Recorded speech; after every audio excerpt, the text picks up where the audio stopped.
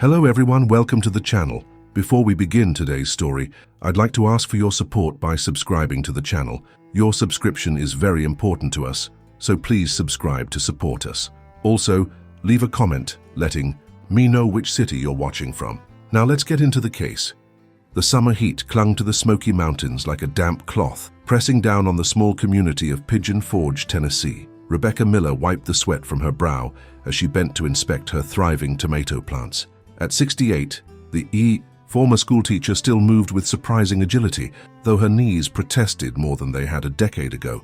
27 years of teaching third graders at Pigeon Forge Elementary had prepared her for retirement with patience and a sharp eye for detail. Those same qualities made her an excellent gardener. Rebecca had moved to this modest single-story home on the outskirts of town 3 years ago after her husband Paul's passing. The 2-acre property backed up against the edge of the Great Smoky Mountains National Park, offering privacy and the natural beauty she'd always cherished. Her daughter, Sarah, had initially protested the isolation, but Rebecca insisted that solitude was precisely what she needed. Besides, her neighbors, though not within shouting distance, were kind people who checked in regularly. The garden had become her sanctuary. Rebecca spent most mornings tending to her vegetables, herbs, and the riot of wildflowers she'd planted to attract butterflies and hummingbirds. The bird feeders hanging from the oak tree at the garden's edge brought chickadees, cardinals, and tufted titmice close enough to observe from her kitchen window. Paul had been the birder in the family, but Rebecca had grown to appreciate their cheerful presence since his death. "Looking good," she murmured to a cluster of cherry tomatoes, their skin just beginning to blush red. The garden was proving bountiful this year. Already her refrigerator was stocked with zucchini for bread and cucumber for pickling. The basil grew in fragrant profusion, ready for the pesto she planned to freeze for winter meals. Rebecca straightened, pressing her hands against the small of her back as she stretched. The evening air was cooling slightly, but humidity remained. She'd come out to water the garden and inspect for any damage from the afternoon's brief thunderstorm. Satisfied that her plants were thriving, she bent to pick up her watering can. That's when she heard it, a rustling sound from the far corner of the garden, near the bird feeders. Rebecca frowned. Probably raccoons again. They'd been a nuisance all summer, overturning her garbage cans and stealing from the bird feeders. She'd been meaning to invest in better containers, but hadn't gotten around to it. "Shoo!" she called, clapping her hands together as she walked toward the sound. "Go on, get out of here." The rustling stopped momentarily, then resumed with greater intensity. Rebecca sighed, reaching for the broom she kept propped against the side of the house. A light tap usually sent the raccoons scurrying. They'd return, of course, but at least she could save some bird seed for the actual birds. As she rounded the corner of her garden shed, the watering can slipped from her fingers and clattered to the ground. There, not 15 feet away, stood a black bear. It was upright, front paws wrapped around the bird feeder, pulling it down from its hook. The feeder's plastic container cracked under the pressure, spilling seeds onto the ground. The bear dropped, to all fours, snuffling at the scattered food. Rebecca froze. The bear was not particularly large, likely a juvenile, she thought distantly, but its presence was shocking nonetheless. In her 3 years of living here, she'd never encountered a bear on her property, though she knew they inhabited the nearby national park. Her mind raced through the bear safety information from the pamphlets the realtor had given her when she purchased the house. "Don't run. Make yourself look big. Back away slowly. Make noise." The advice tumbled through her mind, but her body remained immobile. The bear seemed unconcerned with her presence, focused entirely on licking up the spilled birdseed. Its black fur glistened in the evening light, surprisingly glossy and healthy-looking. Rebecca estimated it weighed around 150 pounds, small for a black bear, but still more than capable of causing serious harm. A gust of wind carried her scent toward the animal. The bear's head snapped up, nostrils flaring. Their eyes met across the short distance, and Rebecca felt a primal fear course through her veins. The bear's gaze was curious, but alert. It made a huffing sound, then rose slightly on its hind legs to get a better look at her. The movement broke Rebecca's paralysis. A scream tore from her throat, high, sharp, and instinctive. The sudden noise startled the bear, which dropped to all fours again, but instead of fleeing as she'd hoped, it made a woofing sound and took a step toward her. "No. Stay back!" Rebecca cried, finally remembering to make herself appear larger. She raised her arms above her head, still clutching the broom in one hand. She waved it menacingly, hoping to intimidate the animal. The bear paused, seemingly confused by her display. For a brief moment, Rebecca thought it might turn and leave. Then, whether from fear or aggression, it charged. The attack happened with stunning speed. One moment, the bear was several feet away. The next, it was upon her. Rebecca swung the broom wildly, landing a glancing blow on the bear's shoulder. The impact seemed to enrage rather than deter it. With a swipe of its powerful paw, the bear knocked the broom from her grasp, catching her forearm in the process. Pain lanced through Rebecca's arm as the bear's claws tore through her skin. She screamed again, stumbling backward and falling. Onto the garden path. The bear advanced, huffing and popping its jaws. A warning sign Rebecca vaguely recalled from a nature documentary. Blood soaked the sleeve of her gardening shirt, the sight of it triggering a wave of dizziness. "Help!" she screamed, scrambling backward on her heels and one good arm. "Somebody help me!" The bear pursued her retreat, swiping again. This time its claws caught her leg, ripping through her jeans and into the flesh of her thigh. The pain was immediate and intense, drawing another scream from Rebecca's throat. She kicked out reflexively, her gardening boot connecting with the bear's snout. The animal jerked back, snorting in surprise. In the distance, Rebecca heard a door slam. "Rebecca, that you hollering?" The voice belonged to Jim Parker, her nearest neighbor, whose property line adjoined hers about 100 yards away. "Bear!" Rebecca shouted, her voice breaking with fear. "Jim, there's a bear!" The animal's attention shifted toward the new sound. It hesitated, head swinging between Rebecca and the direction of Jim's voice. Rebecca used the moment to crawl backward toward her garden shed, leaving a trail of blood on the flagstone path. "Hold on, Rebecca!" Jim called. There was the sound of more doors opening, voices calling to one another. The Parker family was rallying. The bear seemed increasingly agitated by the growing commotion. It paced back and forth, huffing repeatedly. Rebecca pressed herself against the shed door, fumbling behind her for the handle. Her fingers, slick with blood, struggled to find purchase. From over the rise came the sound of pots banging together, and Jim's voice louder now. "Hey, get out of here, go on!" His wife Linda and their teenage son appeared behind him, all three making as much noise as possible. Linda blew shrilly on a whistle while their son Brandon banged a baseball bat against a metal trash can lid. The cacophony was startling even to Rebecca. To the bear, it must have been overwhelming. The animal made one last threatening move toward Rebecca, then turned and lumbered toward the forest's edge. The Parkers continued their noise-making, following at a safe distance to ensure the bear left the property. Rebecca watched the animal disappear into the trees, its black form melting into the deepening shadows of dusk. "Rebecca! Oh my God!" Linda was the first to reach her, kneeling on the flagstone path beside her. "Jim, call 911. Brandon, get the first aid kit from the truck." Rebecca looked down at her injuries with detached curiosity. Her forearm displayed 4 deep gashes where the bear's claws had torn through muscle. Blood continued to pulse from the wounds, though not with the spurting force that would indicate arterial damage. Her thigh throbbed with a similar set of lacerations, these perhaps not as deep, but still bleeding profusely through her shredded jeans. "Bear," Rebecca said weakly, pointing toward the woods with her uninjured arm. "It was eating the bird seed." "Don't worry about that now," Linda said, her nurse's training evident in her calm efficiency. She pulled off her light jacket and pressed it against Rebecca's forearm. "Brandon, hurry with that kit." Jim jogged up, cell phone pressed to his ear. "Yes, bear attack at 1823 Mountain View Road," he was saying. "Adult female, lacerations to the arm and leg, conscious and alert." He looked at Rebecca with concern. "They're sending an ambulance and notifying the park rangers." Brandon returned with the first aid kit, and Linda set to work. She cut away the sleeve of Rebecca's shirt to better access the forearm wounds, then applied pressure bandages to slow the bleeding. "These are deep, Rebecca. You're going to need stitches, probably a lot of them, and we need to clean these wounds thoroughly. Bear claws carry a lot of bacteria." Rebecca nodded, feeling strangely calm now that the immediate danger had passed. Shock, she supposed. Her teacher's mind, analytical even in crisis, catalogued her symptoms. Rapid pulse, shallow breathing, lightheadedness. "Did you hit your head when you fell?" Linda asked, checking Rebecca's pupils with a small flashlight from the first aid kit. "No, I don't think so," Rebecca replied. "Just the arm and leg." "Good, that's good." Linda moved to examine the thigh wounds, cutting through the jeans with trauma shears. "These aren't quite as deep, but they'll need attention too." In the distance, sirens wailed. The remote location of Rebecca's home meant emergency services would take at least 15 minutes to arrive, despite Jim's status as a volunteer firefighter giving them priority response. "The bear," Rebecca said, her thoughts clearing somewhat. It wasn't very big, probably young. It seemed more scared than aggressive until I screamed. You did the right thing making noise, Jim assured her. That usually scares them off. This one must have been really hungry or maybe habituated to people. The bird feeders, Rebecca murmured. Paul always said we shouldn't have bird feeders in bear country. Linda gave her a sympathetic look. Don't blame yourself. Just rest.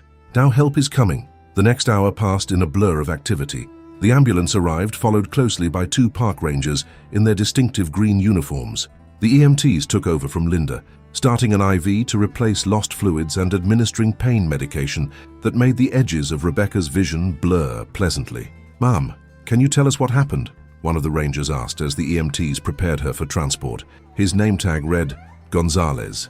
Rebecca recounted the encounter as clearly as she could, describing the bear's size and behavior. "Sounds like a juvenile male black bear," Ranger Gonzalez said, making notes on a small pad.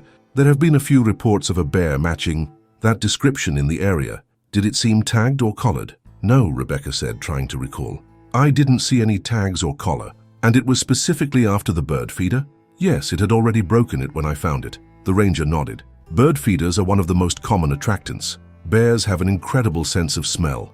And once they associate human habitations with easy food, they keep coming back." Will you have to kill it?" Rebecca asked, surprising herself with the question. Despite her injuries, she felt no animosity toward the animal. It had been following its instincts, searching for high-calorie food before the lean winter months. "That depends," Ranger Gonzalez said. "If we can identify and trap it, we'll assess its behavior. For a first offense with a juvenile bear that was primarily food-motivated, relocation is usually our first option. But if it returns or shows aggressive behavior toward humans without provocation, euthanasia might be necessary." The EMTs finished securing Rebecca to the stretcher. "We need to get her to the hospital now," one of them said. "BP's stable, but she's lost a significant amount of blood." "I'll come with you," Linda offered, but Rebecca shook her head. "No need. You've done enough. Just, could you make sure my house is locked up?" "Of course. And I'll call Sarah for you." Rebecca closed her eyes briefly, dreading her daughter's reaction. Sarah had warned her about living so close to the park. She'd predict this exact scenario, though Rebecca had dismissed her concerns as overprotective. As the ambulance doors closed, Rebecca caught a final glimpse of her garden, now trampled by emergency responders. The bird feeder lay in pieces on the ground, surrounded by scattered seed. The ordinary evening had transformed into nightmare with breathtaking speed. She wondered, as the ambulance pulled away, if she would ever feel safe in her own yard again. The journey to LeConte Medical Center in Sevierville took 20 minutes, during which the EMTs monitored her vitals and maintained pressure on her wounds. The pain medication made Rebecca drowsy, but anxiety kept her from fully relaxing. Bear attacks were rare. She knew that intellectually, but statistics offered little comfort when you became one of them. At the hospital, events moved quickly. The emergency department had been alerted to her arrival, and a trauma team awaited her. Rebecca was wheeled into a treatment bay, where doctors and nurses surrounded her, cutting away her remaining clothing, assessing her injuries, and connecting her to monitors. "Significant lacerations to the right forearm and left thigh," the lead physician announced. "Let's get x-rays to check for bone damage, and I want broad-spectrum antibiotics started immediately." Bear claws harbor multiple bacteria species, including Pasteurella, which can cause rapid infection. Rebecca tried to follow the medical terminology flying around her, but fatigue and medication made concentration difficult. She gathered that her injuries, while serious, weren't life-threatening. No arteries had been severed, and preliminary assessment suggested no broken bones. Still, the wounds would require extensive cleaning and numerous stitches. "Mrs. Miller, I'm Dr. Patel," a younger doctor said, leaning into her field of vision. "We're going to take you for some x-rays and then to an operating room where we can properly clean and close these wounds. The good news is that your neighbors provided excellent first aid, which likely prevented more significant blood loss. Do you have any questions before we proceed? Will my arm work normally? I'm a gardener," Rebecca said, suddenly fearful of permanent damage. Based on initial examination, the lacerations appear to have missed major tendons and nerve pathways, but we'll know more after imaging. Even with some tissue damage, physical therapy can often restore most function. Try not to worry about that now. Easy for him to say, Rebecca thought, but she nodded, allowing herself to be wheeled to radiology. The x-rays confirmed no fractures, though there was minor bone abrasion on her ulna, where the bear's claws had scraped against it. The relief Rebecca felt was short-lived, however, as Dr. Patel explained the next steps. "We need to perform a procedure called debridement," he said. "Bear claws contain significant contamination, and the jagged nature of the wounds means there's likely debris embedded in the tissue. We'll administer conscious sedation. You'll be awake but very relaxed and won't feel pain. Then we'll thoroughly clean the wounds, remove any damaged tissue, and close them with multiple layers of sutures." "Will there be scarring?" Rebecca asked, though she immediately felt foolish for worrying about cosmetics when she was lucky to be alive. Dr. Patel smiled gently. "Yes, there will be scarring. The lacerations are deep and wide. However, our plastic surgeon, Dr. Chen, will be assisting with the closure to minimize the cosmetic impact as much as possible. The forearm scars will be more visible than those on your thigh, of course." Rebecca nodded, resigned. Scars seemed a small price to pay. "Has someone called my daughter?" "Yes. The nurse spoke with Sarah Miller about 30 minutes ago. She's driving in from Knoxville and should arrive in about an hour." The thought of Sarah's imminent arrival brought both comfort and anxiety. Rebecca loved her daughter fiercely, but dreaded the inevitable "I told you so" conversation. Sarah had never approved of her mother living alone in the middle of nowhere. As she put it, this incident would only reinforce her concerns. In the operating room, Rebecca drifted in a pleasant haze as the medical team worked on her injuries. The conscious sedation left her aware but detached, feeling pressure but no pain as they irrigated, debrided, and sutured her wounds. Dr. Chen, the plastic surgeon, worked meticulously on the forearm lacerations, explaining that he was using a technique to minimize scarring. "The claw marks are parallel," he said, his voice calm and professional. "That gives us a predictable pattern to work with. I'm placing the deepest sutures in the muscle layer, then working outward with progressively finer material. The final layer will be almost invisible stitches just beneath the skin's surface." Rebecca murmured her appreciation, though she wasn't entirely following the technical details. The medication made her thoughts drift to Paul. He would have been terrified by her close call, but would have hidden it behind practical concerns about home security and bear-proofing the property. She missed his steady presence, his way of breaking tense situations with gentle humor. "All done with the arm," Dr. Chen announced eventually. "Moving to the thigh now. These lacerations are not as deep but cover a wider area. Still, the prognosis for full healing is excellent." By the time they finished, nearly 2 hours had passed. Rebecca was wheeled to a recovery area, gradually becoming more alert as the sedation wore off. Her arm and leg were heavily bandaged, and an IV continued to deliver antibiotics and pain medication. "Mom?" Sarah's voice, tight with concern, broke through Rebecca's grogginess. Her daughter stood at the bedside, face pale and drawn. At 36, Sarah looked much like Rebecca had at that age, the same chestnut hair, though Sarah wore hers shorter, and the same hazel eyes, now wide with worry. "Mom, can you hear me?" "Sarah," Rebecca said, reaching out with her uninjured left hand. "I'm okay, honey, really." Sarah grasped her hand tightly. "A bear, Mom? Seriously, I've been telling you for 3 years that place is too isolated." Despite her daughter's sharp tone, Rebecca could hear the fear beneath it. I know, but it was just bad luck. I surprised it, that's all." "Bad luck?" Sarah's voice rose. "Bad luck is getting a flat tire, not being mauled by a wild animal in your own backyard." "Mrs. Miller needs rest," a nurse interrupted, giving Sarah a pointed look. "You can visit, but please keep your voice down and try not to upset her." Sarah took a deep breath, visibly collecting herself. "Sorry, I was scared." "I know," Rebecca said softly, "but I'm going to be fine." "The doctor said you need to stay overnight for observation and IV antibiotics," Sarah said, her practical nature asserting itself. "And then you're coming to stay with me while you recover." No arguments. Too exhausted to protest, Rebecca merely nodded. The pain medication was wearing off, and discomfort throbbed in her arm and leg. "Did you speak with the rangers?" she asked instead.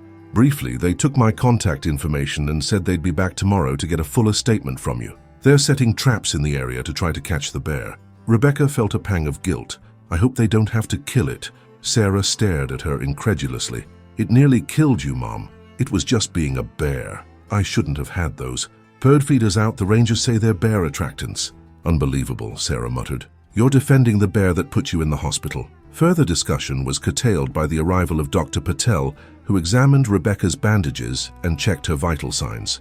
"Everything looks good," he said. "We'll keep you overnight to monitor for signs of infection and continue IV antibiotics." Tomorrow, if all goes well, you can be discharged with oral antibiotics and pain medication. Do you have someone who can help you at home? You'll need assistance for at least a week, maybe longer. She's staying with me in Knoxville, Sarah said firmly. I've already taken family leave from work. Dr. Patel nodded approvingly. Excellent. The wounds will need daily cleaning and dressing changes. We'll show you how to do that before discharge. Physical therapy will begin once the sutures are removed in about 2 weeks. After the doctor left, a nurse brought Rebecca a light meal, though she had little appetite. Sarah remained at her bedside, alternating between concerned hovering and making calls to arrange time off work and prepare her spare bedroom. Eventually, visiting hours ended, and despite Sarah's protests, the nursing staff insisted she leave. I'll be back first thing in the morning, Sarah promised, kissing Rebecca's forehead. Try to get some rest, okay? Alone in the hospital room, Rebecca found sleep elusive despite her exhaustion. Every time she closed her eyes, she saw the bear lunging toward her, felt again the ripping pain as claws tore through her flesh. The rational part of her mind understood that such flashbacks were normal after trauma, but that didn't make them less disturbing. Around midnight, a nurse came to check her vital signs and administer more pain medication. Having trouble sleeping? The woman asked kindly. Every time I drift off, I'm back in my garden with the bear, Rebecca admitted. The nurse nodded sympathetically. That's common after a traumatic event. It might help to focus on something positive, maybe think about a favorite memory, or plan something you're looking forward to. Rebecca tried to follow the advice, directing her thoughts to the upcoming fall plant sale at the community garden where she volunteered. But her mind kept circling back to her own garden, now seemingly transformed from sanctuary to danger zone. Would she ever feel comfortable there again? Would the simple pleasure of tending her plants be forever tainted by fear? Morning brought no answers, but did bring Rangers Gonzalez and Wilkins back to take a more detailed statement. Rebecca recounted the encounter again, this time with greater clarity, as she was no longer in shock. We've set live traps in the area, Ranger Wilkins explained. Black bears typically establish a feeding pattern, so if this one found food at your place once, it's likely to return. The traps are baited with foods bears find irresistible, in this case, bacon and donuts. And if you catch it? Rebecca asked. As I mentioned yesterday, for a juvenile bear with no prior history of human conflicts, our protocol is typically trap, tag, and relocate to a more remote area of the park. However, once a bear has had direct contact with a human, especially resulting in injury, the situation becomes more complex. The decision will ultimately rest with our wildlife management team. Rebecca nodded, understanding the difficult balance between conservation and public safety. I feel somewhat responsible, she admitted. I knew bears were in the area, but I never thought one would come right up to the house in daylight. Actually, it's becoming increasingly common, Ranger Gonzalez said. Development continues to encroach on their habitat, and this summer's drought has reduced natural food sources. Bears are opportunistic feeders with excellent memories for food locations. Bird feeders are particularly problematic. The seed has high caloric value, and once a bear associates the feeders with food, they'll return repeatedly. I won't be putting them up again, Rebecca assured him.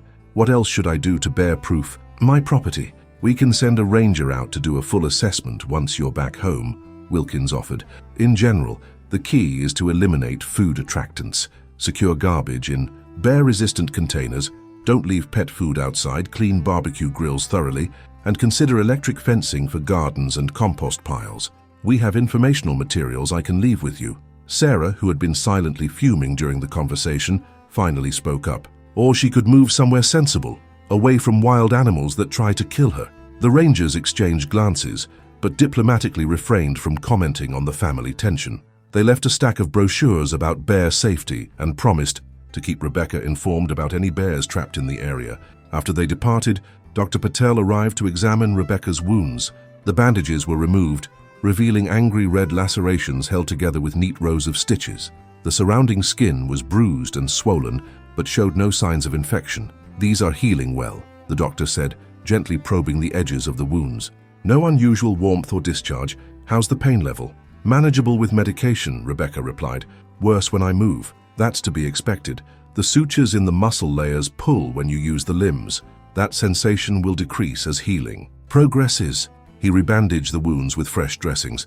I'm comfortable discharging you today with oral antibiotics. You'll need to see your primary care physician in 3 days for a wound check and return to our outpatient clinic in 2 weeks for suture removal. The discharge process took several more hours. A physical therapist visited to demonstrate how to safely move with her injuries, and a nurse provided detailed instructions for wound care. Sarah paid careful attention, asking questions and taking notes. By early afternoon, Rebecca was settled in a wheelchair, ready to leave. "One last thing," the discharge nurse said, handing Rebecca a plastic bag containing her personal effects. "Your clothes were cut off in the ER, but we saved your jewelry. Your phone was in your pocket and seems undamaged." Rebecca took the bag, suddenly realizing she had nothing to wear home. "My clothes? I brought you some of mine," Sarah said, holding up a canvas tote bag. Sweatpants and a button-up shirt should work with the bandages. Changing proved challenging, even with Sarah's help. Every movement sent pain shooting through Rebecca's injured limbs. By the time she was dressed, she was sweating and exhausted. Maybe this was premature, Sarah worried, seeing her mother's pallor. "Perhaps you should stay another night." "No," Rebecca said firmly. "I want to leave. Hospitals make me nervous." In truth, she was eager to escape the clinical environment with its constant reminders of her injured state.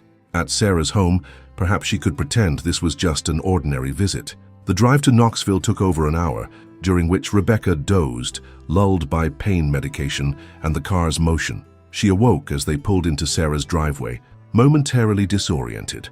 "We're here," Sarah announced unnecessarily, parking beside her modest ranch-style home in a suburban development. The neat rows of similar houses with their carefully maintained lawns couldn't have been more different from Rebecca's rural property. There wasn't a tree in sight tall enough to support a bird feeder, let alone hide a bear. Sarah's husband, Mark, met them at the door, his normally cheerful face solemn with concern. "Rebecca, thank God you're all right," he said, bending to kiss her cheek, as Sarah maneuvered the wheelchair up the ramp they had hastily installed the previous evening. "When Sarah called, I couldn't believe it. A bear attack in Tennessee. I thought that only happened in Alaska or Montana. Black bears are native to the Smokies," Rebecca reminded him, though she appreciated his concern. "There are thousands of them in the park. We just don't usually cross paths." Mark helped settle her in the guest bedroom, which had been transformed, with added pillows for elevation and a side table crowded with water bottles, medication containers, and tissues. "Is there anything else you need?" he asked. "Sarah has to run back out to fill your prescriptions, but I can get you whatever you'd like." "I'm fine, really," Rebecca assured him, though fine was far from accurate. Her arm and leg throbbed, despite the medication, and she felt grimy from the hospital stay. Maybe just some privacy to rest a bit.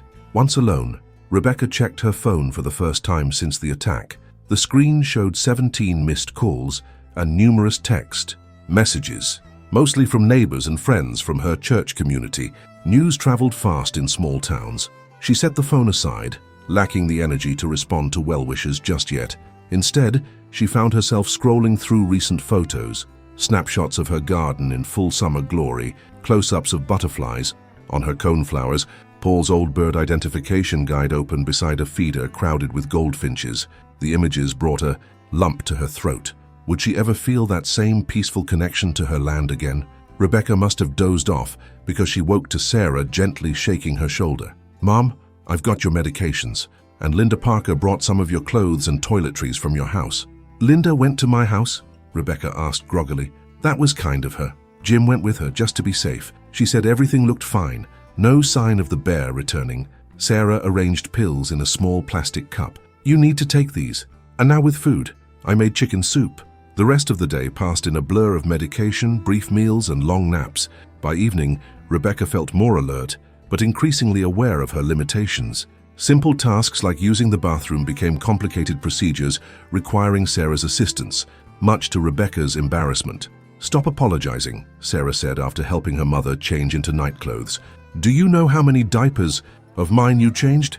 Consider this payback." Despite her daughter's attempt at humor, Rebecca sensed Sarah's underlying tension. It erupted later that night when Mark broached the subject of Rebecca's return home. "So I was thinking," he began over a dinner Rebecca barely touched.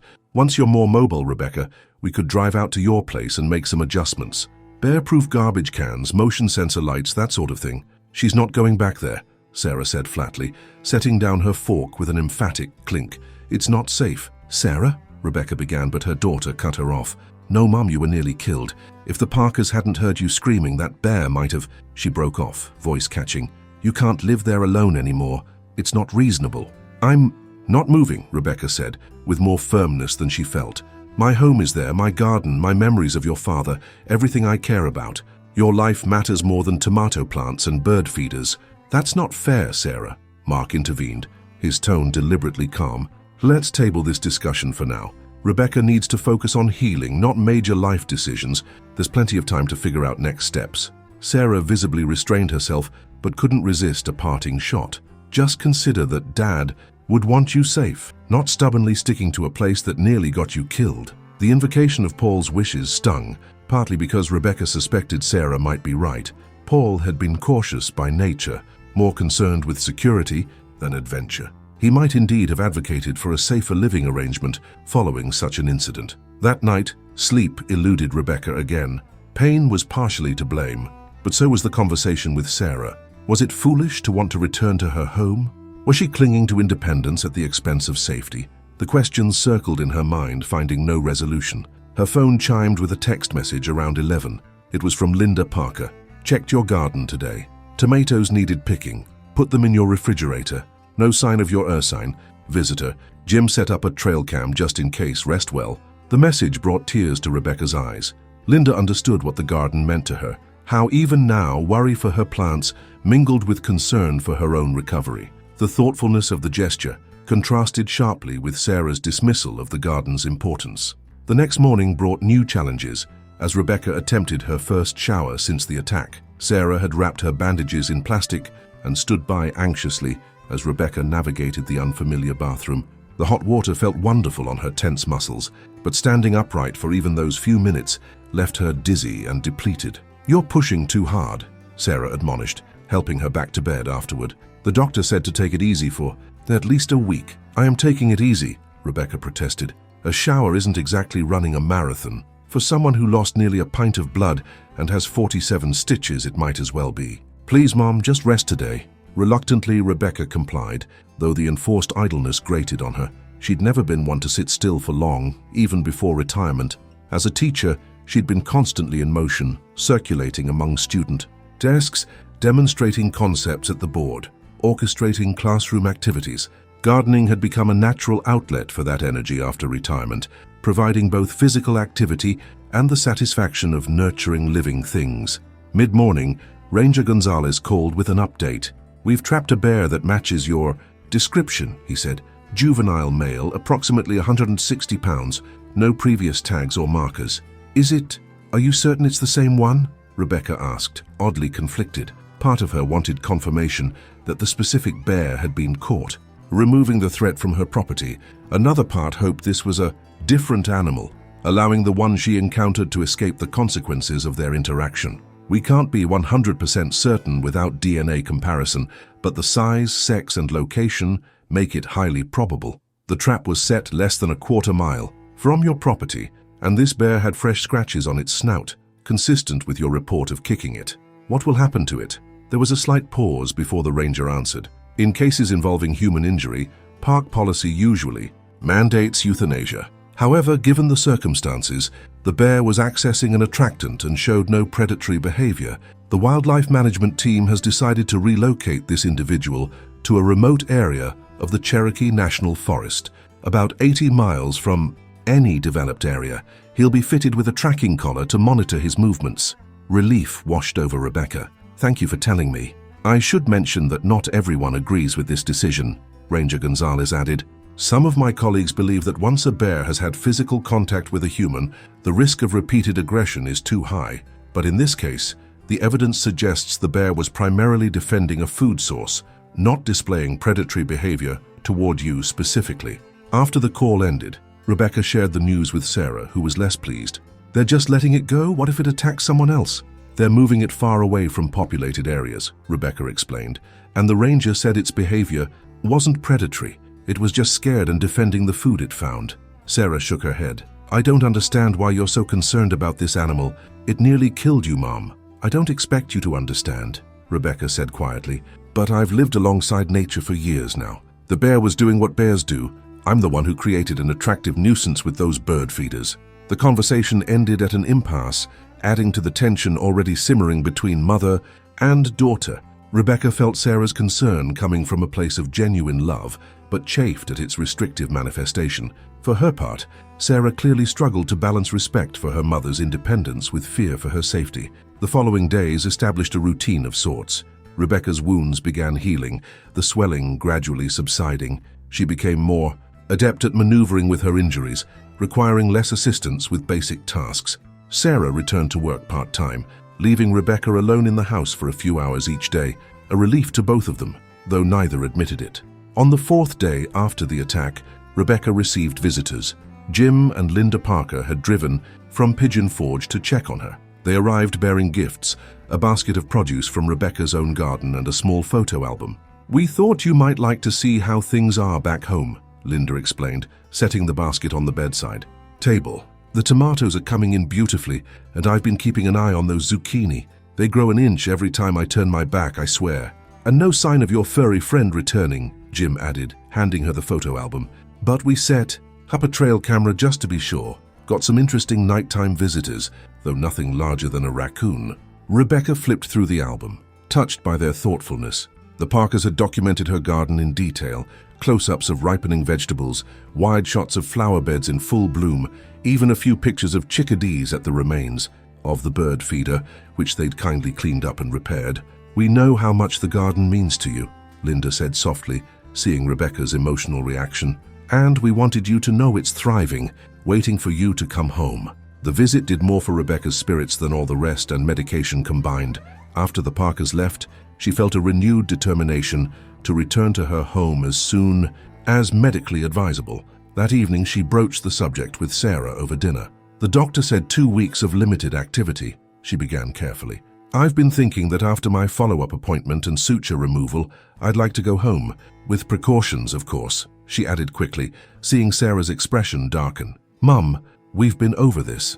That place isn't safe for you, especially now with limited mobility." "I won't be alone," Rebecca countered. "Linda has offered to stay with me for a few weeks, and Jim's already installing motion sensor lights around the property. I can hire someone to help with the heavier garden work until I'm fully recovered." "And what happens when Linda goes home? When you're alone again with bears prowling around?" Rebecca sighed. "Sarah, bears have always been in the area. In 3 years, this is the first one that's come close to the house, and that was because of a specific attractant that I won't have anymore. The statistical likelihood of another encounter is incredibly small. Statistics don't matter when it's your mother who gets mauled." Sarah's voice rose, drawing Mark's concerned glance from the living room. "Why can't you be reasonable about this? There are lovely retirement communities in Knoxville, places where you could have a small garden plot, but also neighbors close by and emergency services that don't take 20 minutes to arrive." The image of identical patio homes with postage stamp yards made Rebecca shudder. "That's not home, Sarah. It's not where I want to be." "Well, sometimes we don't get what we want," Sarah snapped. "Sometimes we have to make practical choices for safety and common sense. Like you did, moving to the suburbs." The words escaped before Rebecca could reconsider them, touching on an old point of contention. Sarah had once dreamed of becoming a wildlife photographer, spending her college years backpacking through national parks with her camera. After graduation, she'd taken a corporate job instead, citing practical considerations like health insurance and retirement benefits. Sarah's face flushed. "That's not fair." "No, it's not," Rebecca agreed, immediately regretting the jab. "I'm sorry, I know you're worried and I appreciate that you care so much, but Sarah, I need to make my own decisions, even if they're not the ones you would make. Even if they put you at risk. Life involves risk. Hiding from it isn't living." The conversation circled the same points repeatedly, ultimately ending in frustrated silence. Mark, ever the peacemaker, suggested they revisit the topic after Rebecca's follow-up appointment the following week, when they'd have a clearer timeline for her recovery. That appointment came with mixed news. Dr. Chen was pleased with the healing of Rebecca's wounds, which showed no signs of infection. The swelling had decreased significantly, and new tissue was forming properly along the suture lines. However, he remained concerned about mobility in her right arm. The lacerations were deep, affecting the extensor muscles of the forearm, he explained, gently manipulating her wrist and observing her wince. "I'm seeing some limitation in range of motion, particularly in wrist extension and finger abduction. I'd like you to begin physical therapy immediately, rather than waiting for complete wound closure." "Does that mean I can't go home yet?" Rebecca asked, disappointed. It depends on your home situation and available assistance, the doctor replied. The therapy will be intensive initially, 3 sessions per week for at least a month. Is there a rehabilitation facility near your residence? She lives in a rural area outside Pigeon Forge, Sarah interjected before Rebecca could answer. The nearest rehab facility would be in Sevierville, about 30 minutes away. Dr. Chen frowned slightly. That's not ideal, especially since you shouldn't be driving until you have full function in your dominant arm. Is there someone who could transport you to appointments? I have neighbors who could help, Rebecca said, though she wasn't entirely certain Linda could commit to that schedule. Or I could hire someone. Mom, be reasonable, Sarah said. There are excellent physical therapy facilities right here in Knoxville, within 10 minutes of my house. Stay until you've completed the course of treatment. Dr. Chen, sensing the family tension, diplomatically suggested that Rebecca remain, in Knoxville at least, until her sutures were removed the following week. By then, we'll have a better assessment of your progress and can make a more informed decision about continued care. The additional week in Sarah's home passed slowly for Rebecca. She attended her first physical therapy sessions, which left her exhausted and sore but determined to regain full function. The therapist, a cheerful young woman named Alyssa, was optimistic about her prognosis. The key is consistency, she explained, demonstrating exercises Rebecca should perform between sessions. Bear claw injuries typically leave more tissue damage than clean cuts, which is why we're seeing this limitation in movement, but the body has an amazing capacity to heal and adapt. Rebecca applied herself to the exercises with the same diligence. She'd once brought to lesson planning, setting regular times throughout the day to work on her mobility. Sarah watched her mother's determination with a mixture of admiration and concern, still unconvinced that returning to an isolated home was advisable. The day before her suture removal appointment, Rebecca received another call from Ranger Gonzalez. I wanted to let you know that the relocated bear has remained in the remote area where we released him, he said. The tracking collar shows normal foraging patterns with no approach toward developed areas. That's good to hear, Rebecca said, sincerely. And no other bears have been spotted near my property. None reported to us, and the trail. Cameras your neighbors set up haven't captured any large wildlife. We did a thorough check of the surrounding area and found no evidence of den sites or regular bear pathways nearby. Your encounter appears to have been an isolated incident, likely related specifically to the bird feeder attractant. The information strengthened Rebecca's resolve to return home. At her appointment the next day, she presented Dr. Chen with a detailed plan. Linda Parker would stay with her for 2 weeks, during which time Rebecca would attend physical therapy in Sevierville, transported by Linda or a hired aide. After that initial period, she would transition to twice-weekly sessions, coordinating transportation with neighbors and community resources. I've also arranged for a college student to help with garden maintenance and household chores, she added. And I've implemented all the safety recommendations from the Park Service: bear-resistant garbage containers, no outdoor food sources, motion sensor lighting. Dr. Chen looked impressed by her thoroughness. You've clearly given this considerable thought. From a medical perspective, I see no reason why you couldn't return home with the support system you've described. Your wounds are healing well, and while the physical therapy needs to continue, it can be managed with the arrangement you've outlined. Sarah, who had accompanied Rebecca to the appointment, pressed her lips together but remained silent. The sutures were removed, revealing angry red scars that would fade over time but never disappear completely. 4 parallel lines marred Rebecca's forearm with a similar pattern on her thigh, permanent reminders of her encounter. These will continue to improve in appearance, Dr. Chen assured her, applying skin-toned bandages over the healing tissue. We can discuss scar minimization treatments in a few months if the cosmetic aspect concerns you. Will they always be this sensitive? Rebecca asked, noting the heightened sensation when the doctor touched the scarred areas. The hypersensitivity should diminish over time. Some patients report weather-related aching similar to arthritic pain, particularly in deeper tissue injuries like yours. But generally, after a year, most discomfort resolves. On the drive home, Sarah finally expressed her feelings. I know you've made up your mind, she said, hands tight on the steering wheel. And legally, there's nothing I can do to stop you, but I want you to know how worried I am and how much I wish you would consider alternatives. I know, honey, Rebecca said gently, and I appreciate your concern. I really do, but that house, that land, it's where I need to be right now. It's where I feel closest to your father, where I've rebuilt my life after losing him. I can't abandon it because of one frightening incident. Sarah sighed deeply. Promise me you'll reconsider if things don't work out. If the physical limitations make it too difficult to manage alone. I promise, Rebecca agreed, reaching over to squeeze her daughter's hand. I'm not being stubborn just for the sake of it. If I truly can't manage, I'll be the first to admit it. 2 days later, Rebecca returned home accompanied by Sarah, Mark, and Linda Parker, who would be staying in the guest room for the next 2 weeks. The drive from Knoxville had tired Rebecca more than she expected, and she dozed in the passenger seat, waking only as they turned onto her long gravel driveway. The familiar sight of her small white house with its wraparound porch brought unexpected tears to her eyes. In the 2 weeks since the attack, spring had fully transitioned to summer. The flower beds bloomed riotously, and the vegetable garden looked almost unruly with growth, despite Jim Parker's maintenance efforts. Home, Rebecca whispered, the word catching in her throat. She hadn't realized how deeply she'd missed this place until she saw it again. Sarah parked close to the front steps, and Mark hurried around to help Rebecca from the car. Her mobility had improved, but she still moved cautiously, the healing, tissues in her thigh protesting at sudden movements. Linda had gone ahead to open the house and prepare for their arrival. She met them at the door, beaming. Welcome home, Rebecca. Everything's ready. Fresh sheets on the beds, groceries in the fridge, and the air conditioning running to cut the humidity. Thank you, Rebecca said, embracing her friend with her good arm for everything. The next hour passed in a flurry of activity as Sarah and Mark brought in luggage and supplies. Rebecca moved slowly through the rooms, reacquainting herself with her home. Everything looked exactly as she'd left it that evening 2 weeks ago. The book she'd been reading still open on the side table, her gardening calendar marked with planting dates and harvest projections, Paul's photographs smiling down from the walls.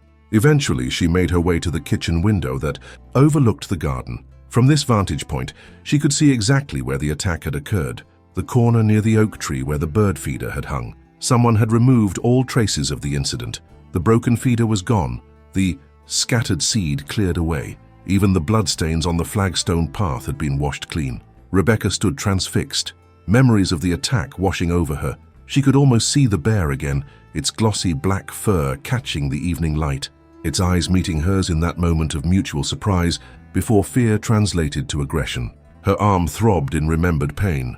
"Mom?" Sarah appeared beside her, concern etched on her face. "Are you okay?" Rebecca shook her head slightly, dispelling the vision. "Yes, just remembering." Sarah followed her gaze to the garden corner. "We don't have to stay here tonight if it's too much. We could go back to Knoxville or even get a hotel room in Pigeon Forge." "No," Rebecca said firmly. "This is home. The memories are part of it now, but they won't define it." Still, she found herself reluctant to enter the garden that afternoon. Instead, she sat on the covered porch with Linda, watching as Sarah and Mark departed with promises to visit the following weekend. The physical and emotional toll of the day left Rebecca exhausted, and she retired early, sleeping more soundly in her own bed than she had in weeks. Morning brought renewed determination. After breakfast, Rebecca stood at the back door staring at her garden. "I need to go out there," she said to Linda. "Will you come with me?" "Of course," Linda replied, understanding the significance of the request. "Whenever you're ready." Rebecca took a deep breath and stepped outside. The day was already warm, cicadas buzzing in the surrounding trees. She moved slowly down the porch steps and along the path that led to the garden gate. Each step brought her closer to the site of the attack, and she felt her heart rate increasing, her palms growing damp with nervous sweat. At the gate, she paused. "This is silly," she said, more to herself than to Linda. "It's my garden. I've spent countless happy hours here." "It's not silly at all," Linda assured her. "What happened was traumatic. It's normal to have anxiety returning to the place where it occurred." Rebecca nodded, squared her shoulders, and pushed open the gate. The garden beyond looked lush and inviting, tomato plants heavy with ripening fruit, cucumber vines trailing. Along their trellises, marigolds providing bright splashes of color between vegetable rows. Jim had done an excellent job maintaining it in her absence. She walked slowly through the central path, touching plants as she passed, reconnecting with the living things she'd nurtured. Linda followed silently, allowing Rebecca this moment of reclamation. Eventually they reached the corner where the bird feeder had been. No trace remained of that evening's violence, not in the physical space at least. In Rebecca's mind, the memory remained vivid. "It happened so fast," she said quietly. One moment I was just checking on my tomatoes after the storm, and the next, she touched her forearm unconsciously, feeling the ridges of healing tissue beneath her sleeve. That's how accidents usually happen, Linda said. Quick and unexpected. But you survived, Rebecca. You're here reclaiming your space. Rebecca nodded, surprising herself with a small smile. Yes, I am, and I need to check on those tomatoes. They look about ready for harvesting. The simple act of picking ripe tomatoes, something she'd done hundreds of times before, helped ground Rebecca in the present moment. The garden was still her garden. The bear encounter, while significant, was just one event in the ongoing story of this place. By the time they returned to the house, her basket full of sun-warmed produce, Rebecca felt a tentative peace settling over her.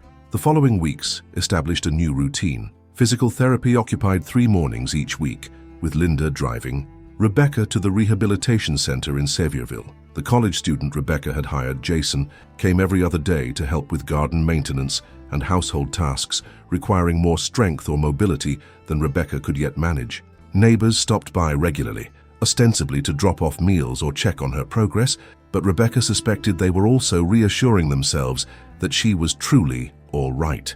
The physical therapy proved more challenging than Rebecca had anticipated. The bear's claws had caused significant tissue damage, and regaining full range of motion in her arm required painful stretching exercises and strength training. Some days she returned from therapy sessions too exhausted to do more than rest on the porch, watching Jason work in her garden rather than participating herself. It's frustrating, she confessed to Linda one evening. I used to spend hours gardening without fatigue, and now a 20-minute session leaves me drained. Give yourself time, Linda advised. You've been through a major trauma, both physically and emotionally. Recovery isn't linear. Rebecca knew her friend was right, but patience had never been her strong.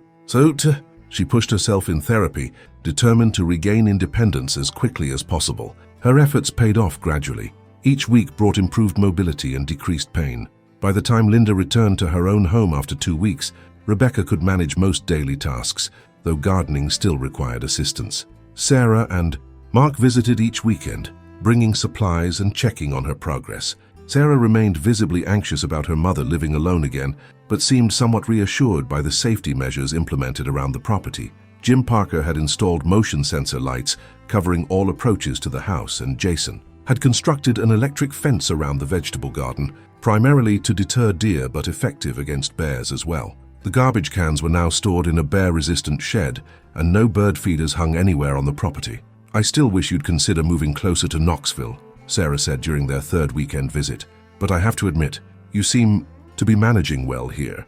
I am, Rebecca confirmed.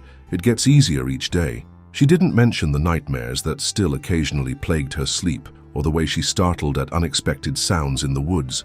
Those aspects of recovery would take longer to resolve, she knew. 1 month after returning home, Rebecca received another call from Ranger Gonzalez. I wanted to give you a final update on the bear situation, he said. We've closed the incident. Report. The relocated bear remains in the Cherokee National Forest, showing normal behavior patterns. We've had no reports of other bears in residential areas near your property since the incident. Thank you for letting me know, Rebecca said, and for all your help throughout this ordeal. Actually, there's one more thing, the ranger continued. We're developing updated educational materials about bear safety for residents in wildlife interface areas. Your experience provides a valuable case study. Would you be willing to share your story as part of these materials? It might help others avoid similar situations. The request caught Rebecca by surprise. What exactly would that involve? Nothing too intrusive, Ranger Gonzalez assured her. Perhaps a brief interview about your experience, focusing on lessons learned and preventative measures. Your name could be changed if you prefer anonymity. Rebecca considered the proposal. I'd like to help prevent similar incidents, but I'm not interested in becoming a local curiosity. You know how small towns can be. I've already had enough. Well-meaning but uncomfortable attention. I understand completely. We can keep it educational rather than sensational. The focus would be on practical safety measures, not the dramatic aspects of the attack itself. After further discussion, Rebecca agreed to participate with the stipulation that her contribution remain focused on prevention and safety. The ranger promised to send her a draft of the materials before any public distribution.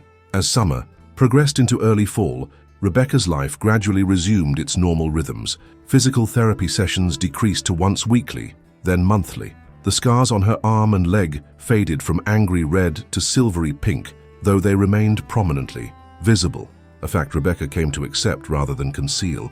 She wore short sleeves without self-consciousness, matter-of-factly answering questions about her injuries when asked. Jason continued working in the garden, though Rebecca now participated actively again, her strength and mobility largely restored. The garden thrived under their combined care, producing a bountiful harvest that Rebecca shared with neighbors and preserved for winter use. The electric fence proved effective against various wildlife, and motion sensor cameras installed around the property showed occasional raccoons and foxes, but no bears. In late September, Ranger Gonzalez forwarded the draft educational materials featuring Rebecca's experience. The presentation was tasteful and informative, emphasizing preventative measures and proper reaction strategies rather than sensationalizing the attack itself. Rebecca approved it with minor corrections, satisfied that her ordeal might help others avoid similar situations. The Rangers organized a community workshop on bear safety at the Pigeon Forge Community Center, inviting residents from areas bordering the national park. Rebecca attended, sitting quietly in the back row as Ranger Gonzalez presented information about black bear behavior, habitat ranges, and coexistence strategies. When he mentioned her case study, several people turned to look at her, having recognized her name from local news coverage of the incident. Rebecca acknowledged them with a slight nod, but did not elaborate beyond the information already presented. After the workshop, an elderly man approached her, introducing himself as Harold Jenkins from a neighboring community. "I wanted to thank you for sharing your experience," he said.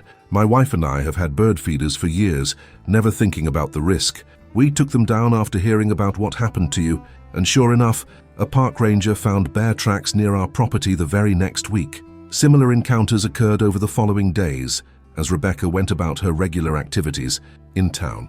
Most people were respectful, expressing concern for her well-being or gratitude for the safety information her experience had highlighted.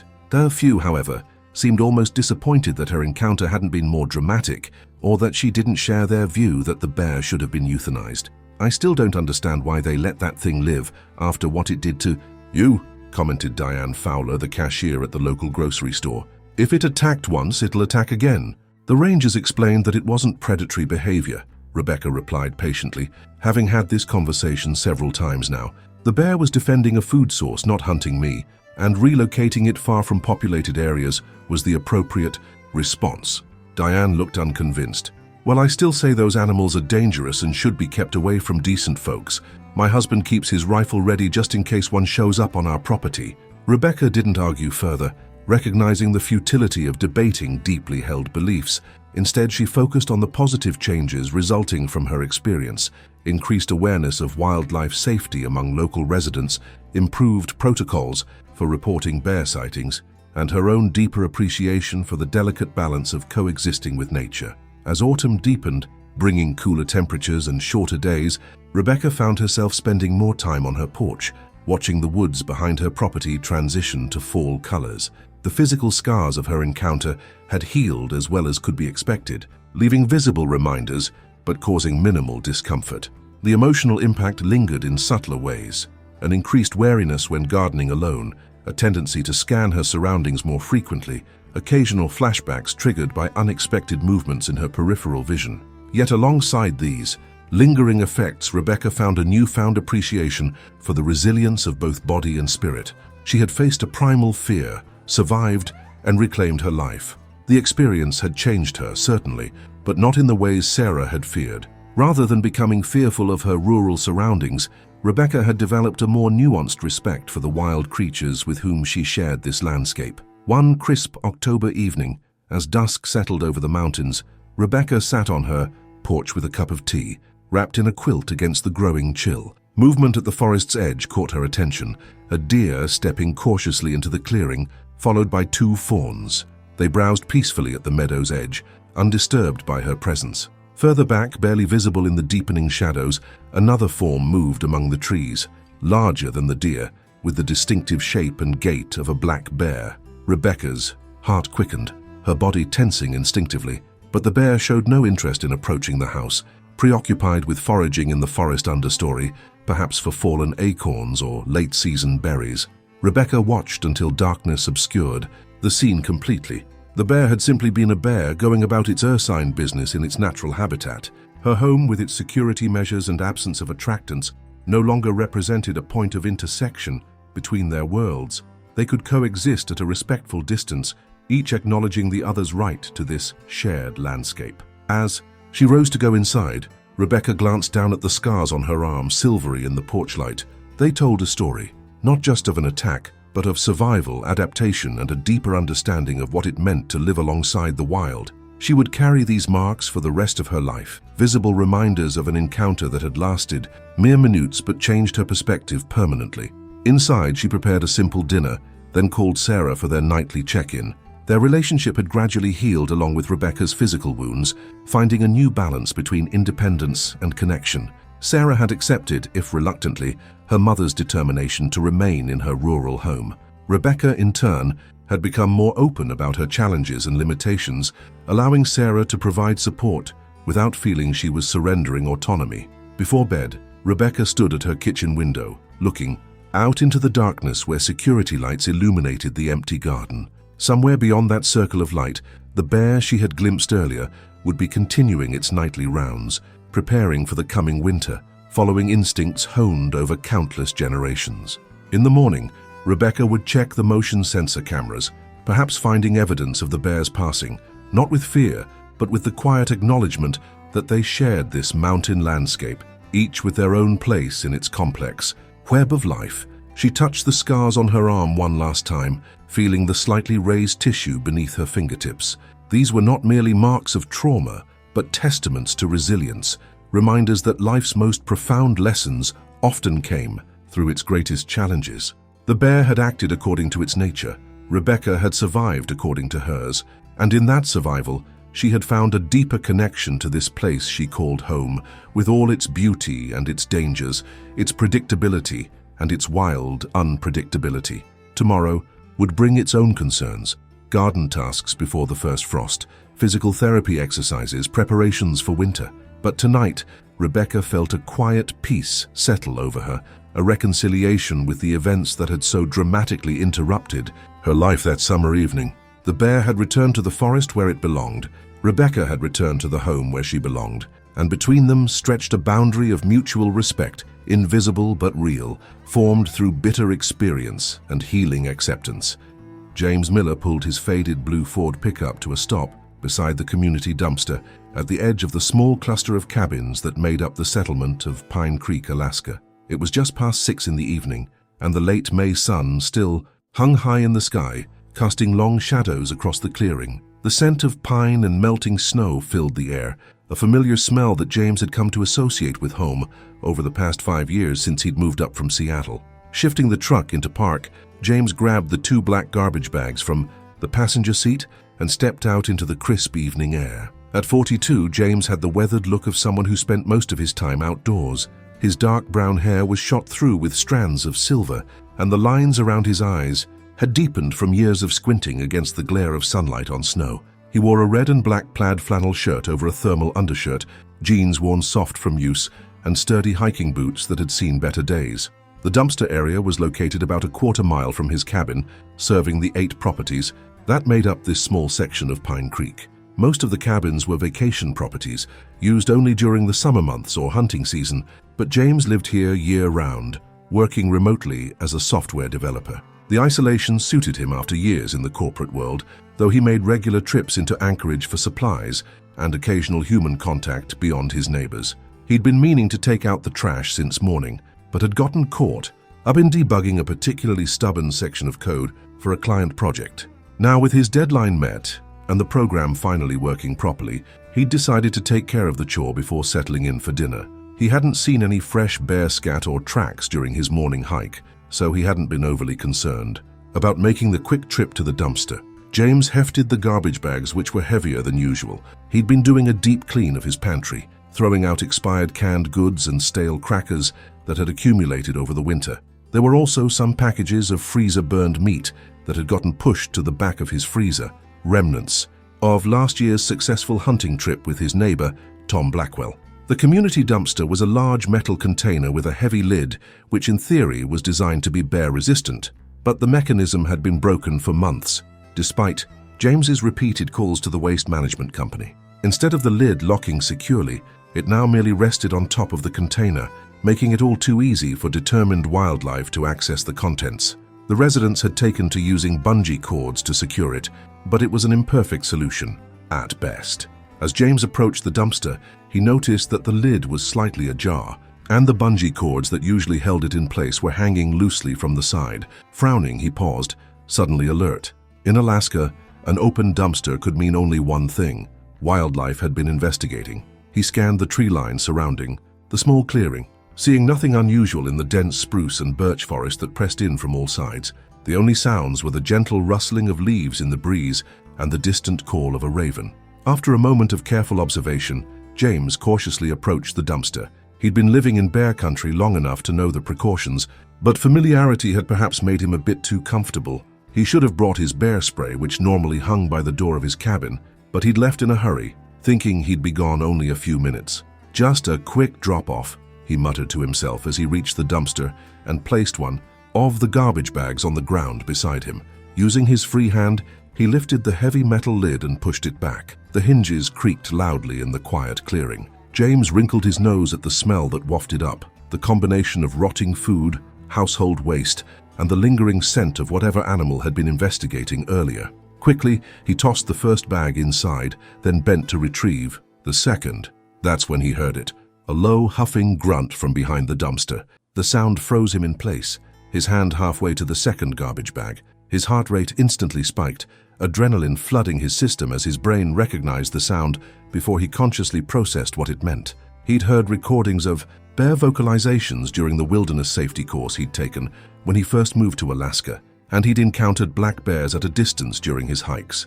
But this sound was different, deeper, more guttural. James slowly straightened, careful not to make any sudden movements. Every wilderness safety lesson he'd ever learned flashed through his mind. Don't run. Make yourself look big. Back away, slowly. But he wasn't prepared for the massive brown bulk that suddenly appeared around the corner of the dumpster. The bear was enormous, standing nearly 9 feet tall on its hind legs as it emerged from behind the metal container.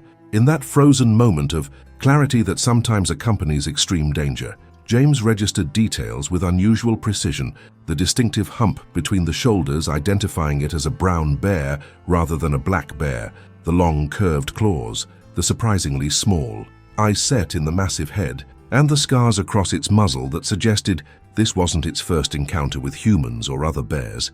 Time seemed to slow as the bear dropped to all fours and swung its head toward him, nostrils flaring as it caught his scent. It was a coastal brown bear, what many people incorrectly called a grizzly, and it was far larger than James had expected to see in this part of Alaska. Males could weigh up to 1,500 pounds, and this one looked to be near the upper end of that range. Its fur was a dark brown, almost black in places, with lighter tips giving it a grizzled appearance in the evening light. "Hey, bear," James said, trying to keep his voice steady and calm while his mind raced with panic. He began to back away, slowly maintaining eye contact without staring directly at the bear. "I'm just leaving. This is your space now." The bear huffed again, taking a step toward him. It didn't appear particularly aggressive yet, more curious than anything, but James knew how quickly that could change. Brown bears were known to be more aggressive than black bears, particularly when surprised or when food was involved, and here, with the open dumpster and the garbage bag still on the ground between them, there was definitely food involved. James continued his slow retreat, mentally calculating the distance back to his truck, 20 feet, too far to make a dash for it. Bears could run at speeds up to 35 miles per hour, far faster than any human. Running would only trigger the bear's predatory instincts. His best bet was to continue backing away slowly while trying to appear non-threatening. "Easy there, big guy," he said, keeping his voice low and even. "I'm not looking for trouble." The bear dropped its head slightly, sniffing at the garbage bag on the ground.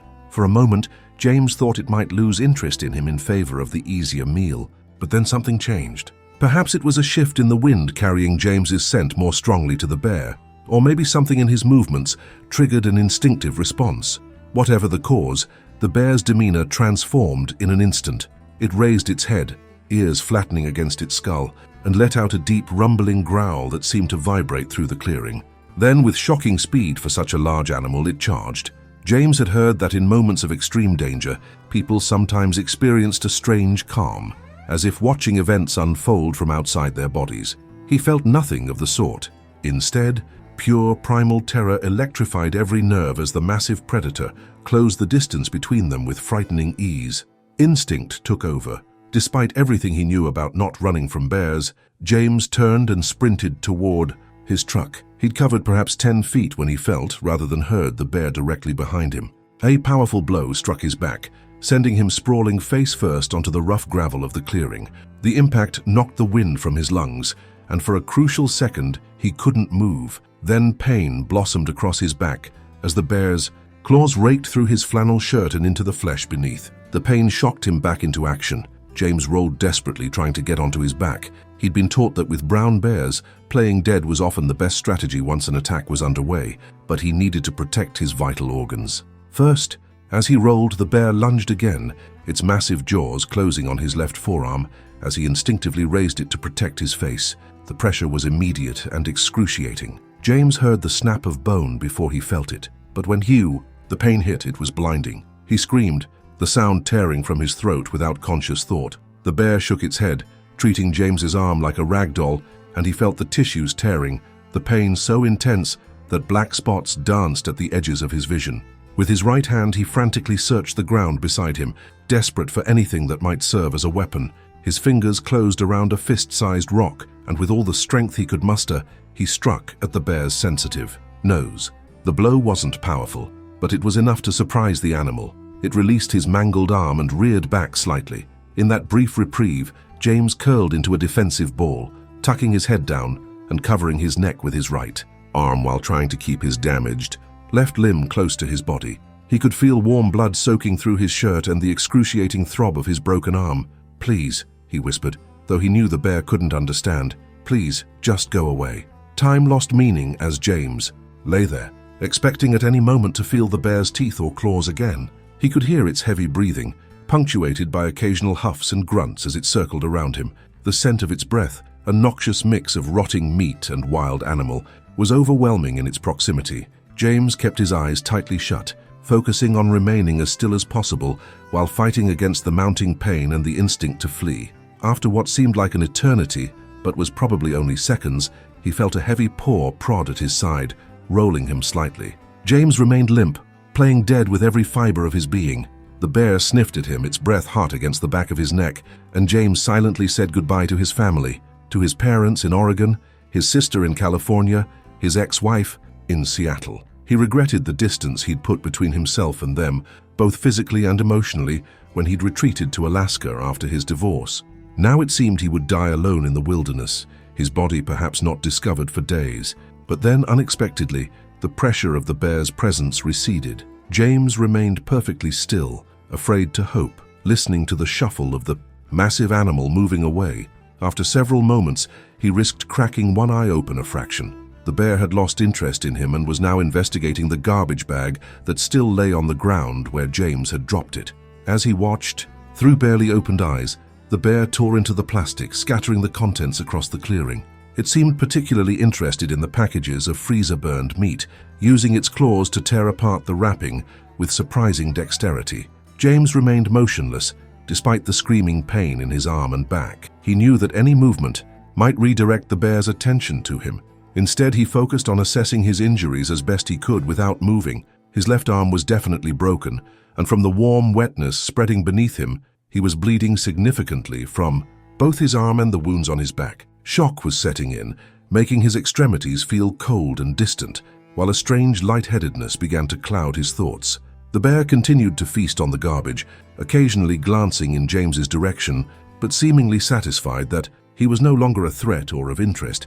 After thoroughly investigating the scattered trash, it ambled toward the dumpster itself, rising up on its hind legs to reach inside for more potential food. This distraction gave James his first real chance at escape. Moving with agonizing slowness, he began to inch away from the bear, using only his legs and right arm to push himself across the gravel. Each movement sent fresh waves of pain through his broken arm and lacerated back, but the alternative remaining within the bear's reach was unthinkable. Foot by excruciating foot, he created distance between himself and the animal, which remained preoccupied with the dumpster's contents.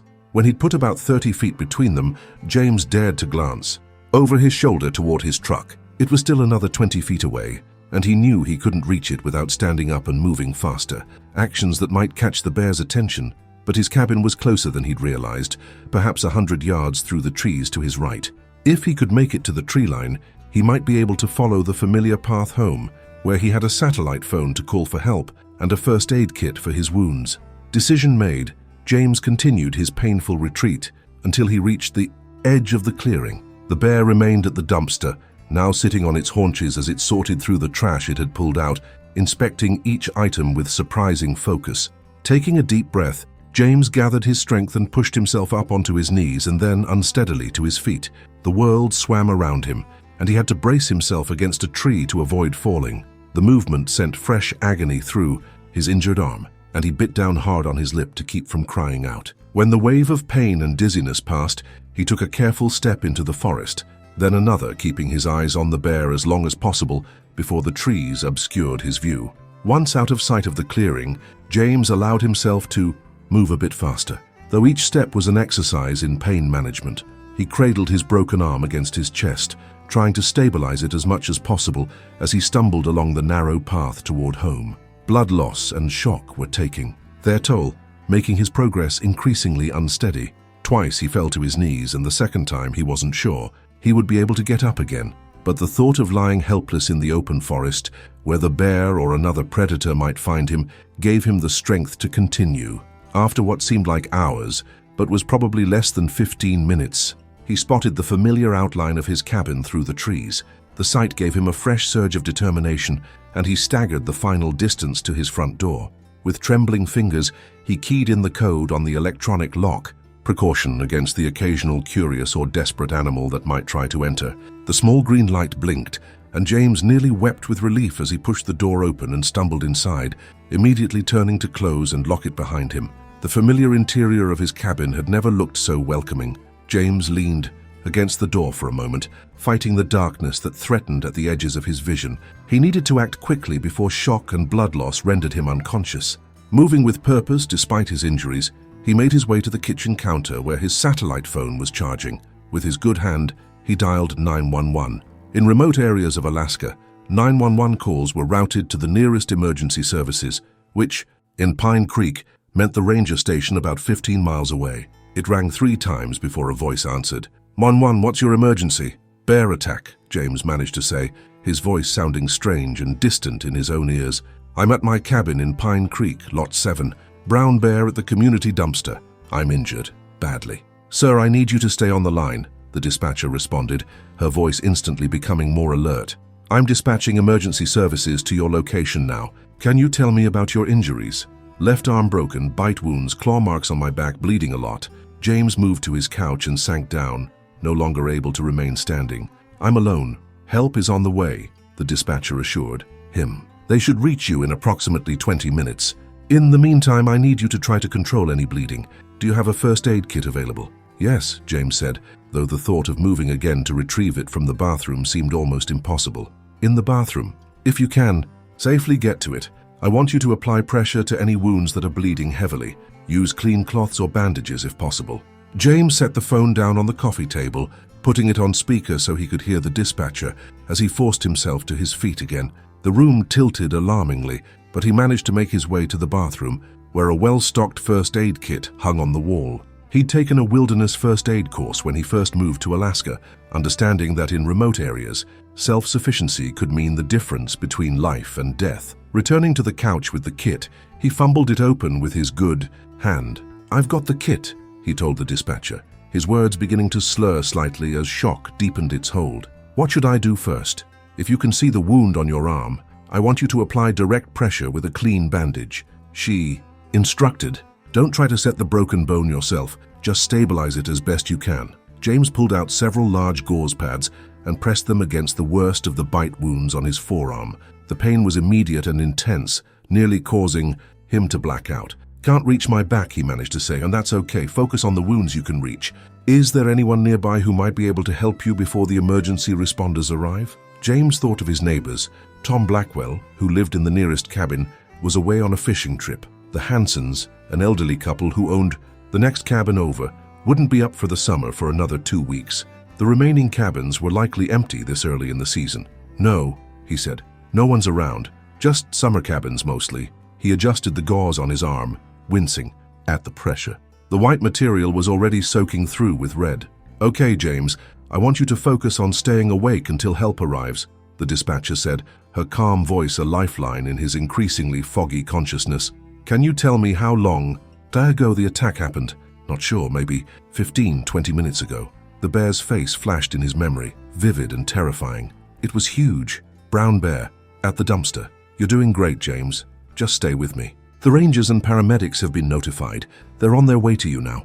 James leaned back against the couch, trying to find a position that didn't put pressure on his lacerated back. He could feel blood soaking into the fabric behind him, but he was too weak to worry about the upholstery. The pain in his arm had transformed from sharp and acute to a deep, throbbing ache that seemed to pulse with each beat of his heart. "The bear," he said suddenly, remembering. "It's still at the dumpster. They should be careful." "I've relayed that information to the responders," the dispatcher assured him. "They'll approach with caution. They're trained for these situations." James nodded, though the dispatcher couldn't see him. His eyelids felt impossibly heavy, and despite knowing he should stay awake, he found himself drifting. The dispatcher's voice seemed to come from very far away now, calling his name repeatedly, but he couldn't summon the energy to respond. The next thing James was aware of was unfamiliar voices in his cabin and hands touching him, assessing his injuries. He forced his eyes open to see two uniformed rangers and a paramedic leaning over him. Their expressions were grim as they examined his arm and back. "Mr. Miller, can you hear me?" one of the rangers asked, a woman with short gray hair and a weathered face that spoke of decades in the wilderness. "Yes," James managed, his voice barely above a whisper. "The bear, we saw it on our way in," she confirmed. "It's still at the dumpster. Another ranger team is handling that situation. Right now, we need to get you stabilized for transport." The paramedic, a young man with efficient movements, was already cutting away what remained of James's blood-soaked shirt. "Significant lacerations on the back," he reported to someone James couldn't see. "Approximately 4 deep claw marks running from the right shoulder blade to mid-back. The left forearm has multiple puncture wounds consistent with a bear bite, with compound fracture of both the radius and ulna." James tried to focus on their faces, but the edges of his vision were growing dark again. He felt a sharp prick in his right arm, an IV being inserted, he realized distantly, and then the blessed relief of painkillers entering his system. "We're going to move you now, Mr. Miller," the female ranger explained, her face coming back into focus as the pain ebbed slightly. "We have a medevac helicopter landing at the community clearing. They'll transport you to Anchorage for surgery." James wanted to ask more questions about the bear, about his injuries, about what would happen to his cabin while he was gone. But the combination of shock, blood loss, and medication was making coherent thought impossible. Instead, he surrendered to the care of the emergency responders as they carefully transferred him to a backboard, securing his broken arm and applying pressure bandages to his wounds. The journey from his cabin to the waiting helicopter passed in a blur of movement and pain. James was vaguely aware of being carried through the forest, of the whirring sound of helicopter blades, and of being lifted into the aircraft. Medical personnel in flight suits worked over him during the journey, hanging bags of fluid, checking his vital signs and speaking in the clipped, professional tones of people accustomed to emergency situations. James drifted in and out of consciousness during the flight, the vibration of the helicopter sometimes pulling him back to awareness, only for the pain medication to push him under again. He caught fragments of conversation, words like significant blood loss and potential nerve damage and immediate surgery required, but they seemed disconnected from his reality, as if the medical team were discussing someone else. By the time they landed at the hospital in Anchorage, James had lost track of time completely. The bright lights of the emergency department burned his eyes after the dim interior of the helicopter, and the cacophony of voices and equipment beeping created a disorienting backdrop as he was wheeled through the corridors. "Bear attack victim," someone was saying above him. 42-year-old male, multiple lacerations and punctures, compound fracture of the left forearm, significant blood loss, BP 90-60 and dropping. "Or 3 is prepped and waiting," another voice responded. "Orthopedics and plastics are both standing." James tried to focus on the faces above him, doctors, nurses, technicians, but they blurred together in his compromised state. A woman in scrubs leaned over him. "Mr. Miller, we're taking you into surgery now to repair your arm and clean your wounds. Do you understand?" James managed a small nod. "Do you have any allergies to medications that you're aware of?" she asked. "No," James whispered. "Is there someone we should contact for you? Family, friends?" James thought briefly of his parents, his sister, his ex-wife. None of them knew exactly how isolated his life had become. "My phone," he said. "Contacts Neem's sister, Kate Miller." The woman nodded. "We'll try to reach her. You're going to feel sleepy now, Mr. Miller. When you wake up, the surgery will be over." A mask was placed over his face, and a new, sweet-smelling gas replaced the oxygen he'd been receiving. James felt the darkness rising to claim him again, but this time it was gentle, pulling him under like a tide rather than the violent undertow of shock and trauma. His last coherent thought before consciousness fled was of the bear, wondering where it was now, whether it had returned to the wilderness, or if it was still scavenging at the dumpster when the rangers arrived. Then there was nothing but darkness. The return to consciousness was gradual. First came sounds, the steady beep of monitoring equipment, the murmur of voices, the squeak of rubber-soled shoes on linoleum. Then sensations, the slight pinch of an IV in his right hand, the weight of blankets over his body, the dull throb of pain held at bay by medication. Only then did James attempt to open his eyes. The hospital room was dimly lit, suggesting it was night, though without windows it was hard to be certain. He lay in a bed with rails, his left arm immobilized in a complex arrangement of bandages, splints, and what appeared to be an external fixation device, metal pins protruding from his skin and connected to an external frame that held the broken bones in place. The sight of it was both fascinating and horrifying. His back felt tight and uncomfortable beneath him, suggesting extensive bandaging there as well. Various tubes and wires connected him to machines that monitored his vital signs, and an IV pole beside the bed held several bags of fluid that dripped steadily into his veins. A nurse noticed he was awake and approached the bed. "Welcome back, Mr. Miller," she said, her voice gentle but professional. "How are you feeling?" "Thirsty," James managed, his throat dry and scratchy, and confused. "How long?"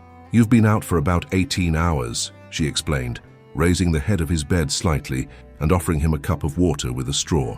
"Your surgery went well, but you lost a significant amount of blood, so they kept you sedated to give your body time to stabilize." James sipped the water gratefully, the cool liquid soothing his parched throat. "My arm?" The nurse checked his vital signs on the monitor before answering. "The orthopedic surgeon can explain in more detail, but you had what we call a compound fracture, where the bone breaks through the skin. They've stabilized it with an external fixator." She gestured to the metal frame. "You also had significant tissue and vascular damage from the bite. The surgical team repaired what they could, but you'll likely need additional procedures."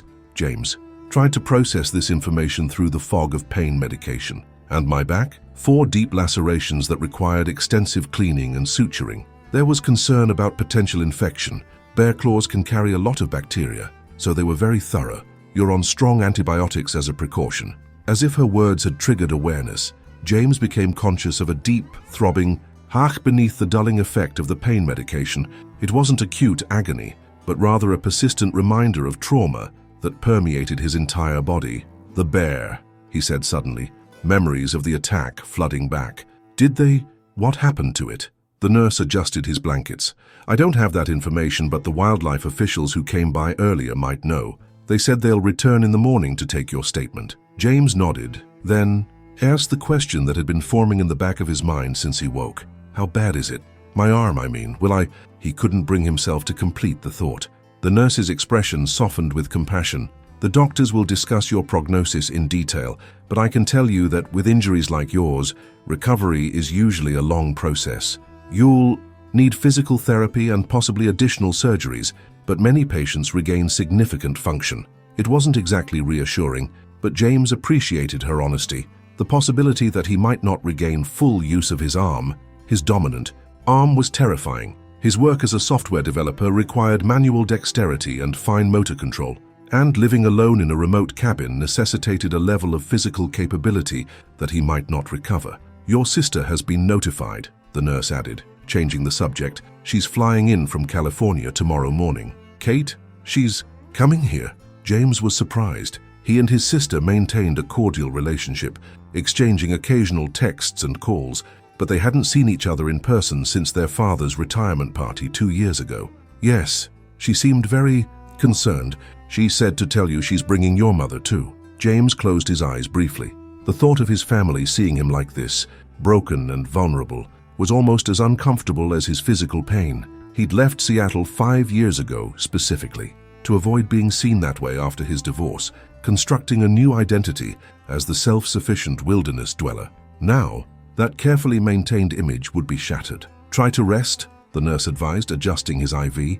"The doctor will be in to check on you in a few hours, and then you'll have visitors from Fish and Wildlife to discuss the attack." James nodded, already feeling exhaustion pulling at him despite having just woken up. The nurse dimmed the lights further before leaving, and James found himself alone with his thoughts and the rhythmic beeping of the monitors. He tried to piece together a complete memory of the attack, but the events remained fragmented, vivid, flashes of terror and pain interspersed with gaps, where shock and trauma had interfered with his ability to form coherent memories.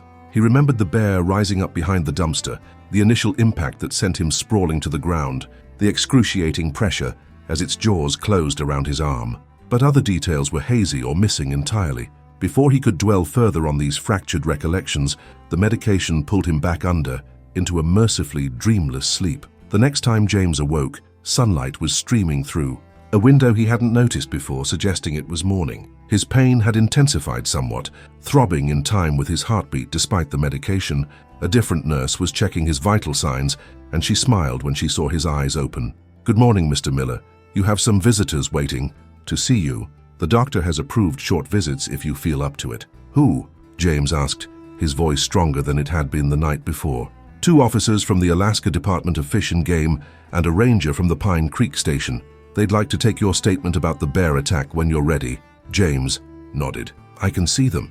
After helping him take a few sips of water and adjusting his position slightly to make him more comfortable, the nurse left to fetch the visitors.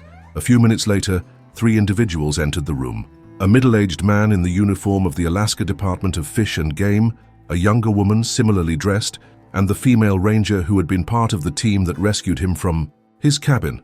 "Mr. Miller," the ranger greeted him, stepping forward. "I'm Ranger Sarah Holden. We met briefly during your evacuation, though I doubt you remember much of that. How are you feeling?" "Like I fought a bear and lost," James replied, attempting a weak smile that turned into a grimace as he shifted position. A flicker of sympathy crossed the ranger's face. "I've brought wildlife officers Peterson and Chen with me. They'd like to ask you some questions about the attack if you're up to it. It's important for tracking problem bears and preventing future incidents." James nodded, and Officer Peterson, the older man, stepped forward. "First, Mr. Miller, I want to assure you that this interview isn't about assigning blame. Bear encounters happen in Alaska, even to people who take all the right precautions. We just need to understand exactly what occurred to make appropriate management decisions." "I understand," James said. "Let's start with the basics, officer." Chen, the younger woman, said, pulling out a tablet. "Can you tell us when and where exactly the attack took place?" James recounted the events as clearly as he could remember them, his trip to the community dumpster, discovering the lid ajar, the bear emerging from behind the container, his attempt to back away, and the sudden charge that led to the attack. "And you're certain it was a brown bear, not a black bear?" Officer Peterson asked. "Absolutely," James confirmed. "I saw the shoulder hump clearly, and it was massive, much larger than any black bear I've encountered. Dark brown fur with lighter tips. I'd estimate it stood at least 9 feet tall when it reared up." The officers exchanged glances. "That's consistent with the bear we tracked from the site," Officer Chen said. "Based on the tracks and your description, we are dealing with a large male coastal brown bear, probably around 200 pounds. Have you located it?" James asked, a chill running through him at the thought of the animal still prowling near the cabins. Officer Peterson nodded. "We tracked it from the dumpster site. It moved about 5 miles north into the mountains after the attack. We've set up trail cameras to monitor its movements." "Are you going to euthanize it?" James asked, surprised by his own mixed feelings about the question. On one hand, the bear had nearly killed him. On the other, it had only been behaving according to its nature in an environment humans had encroached upon. "That's still under discussion," Ranger Holden said. "The incident occurred at a trash site, which complicates matters. If a bear is food conditioned, meaning it associates human areas with easy meals, it can become dangerous. But euthanization is a last resort, especially for a brown bear. They're a protected species, and this individual doesn't have a history of human conflicts that we're aware of." Officer Chen tapped some notes into her tablet. "Can you tell us about the condition of the dumpster?" "We noticed the bear resistant. Locking mechanism was damaged. James sighed. It's been broken for months. I called the waste management company several times, but they kept delaying the repair. We've been using bungee cords as a stopgap measure, but they're obviously not adequate. The officers nodded, unsurprised. We see this frequently, Officer Peterson said. Proper waste management is critical in bear country. Unsecured trash is one of the leading causes of human-bear conflicts. I know, James said, feeling a twinge of guilt, despite the officer's earlier assurance that they weren't assigning blame. I should have been more cautious. Should have brought my bear spray, made more noise on approach, checked more carefully before getting so close. Hindsight is always clearer, Ranger Holden said gently. But your experience can help others. Avoid similar situations.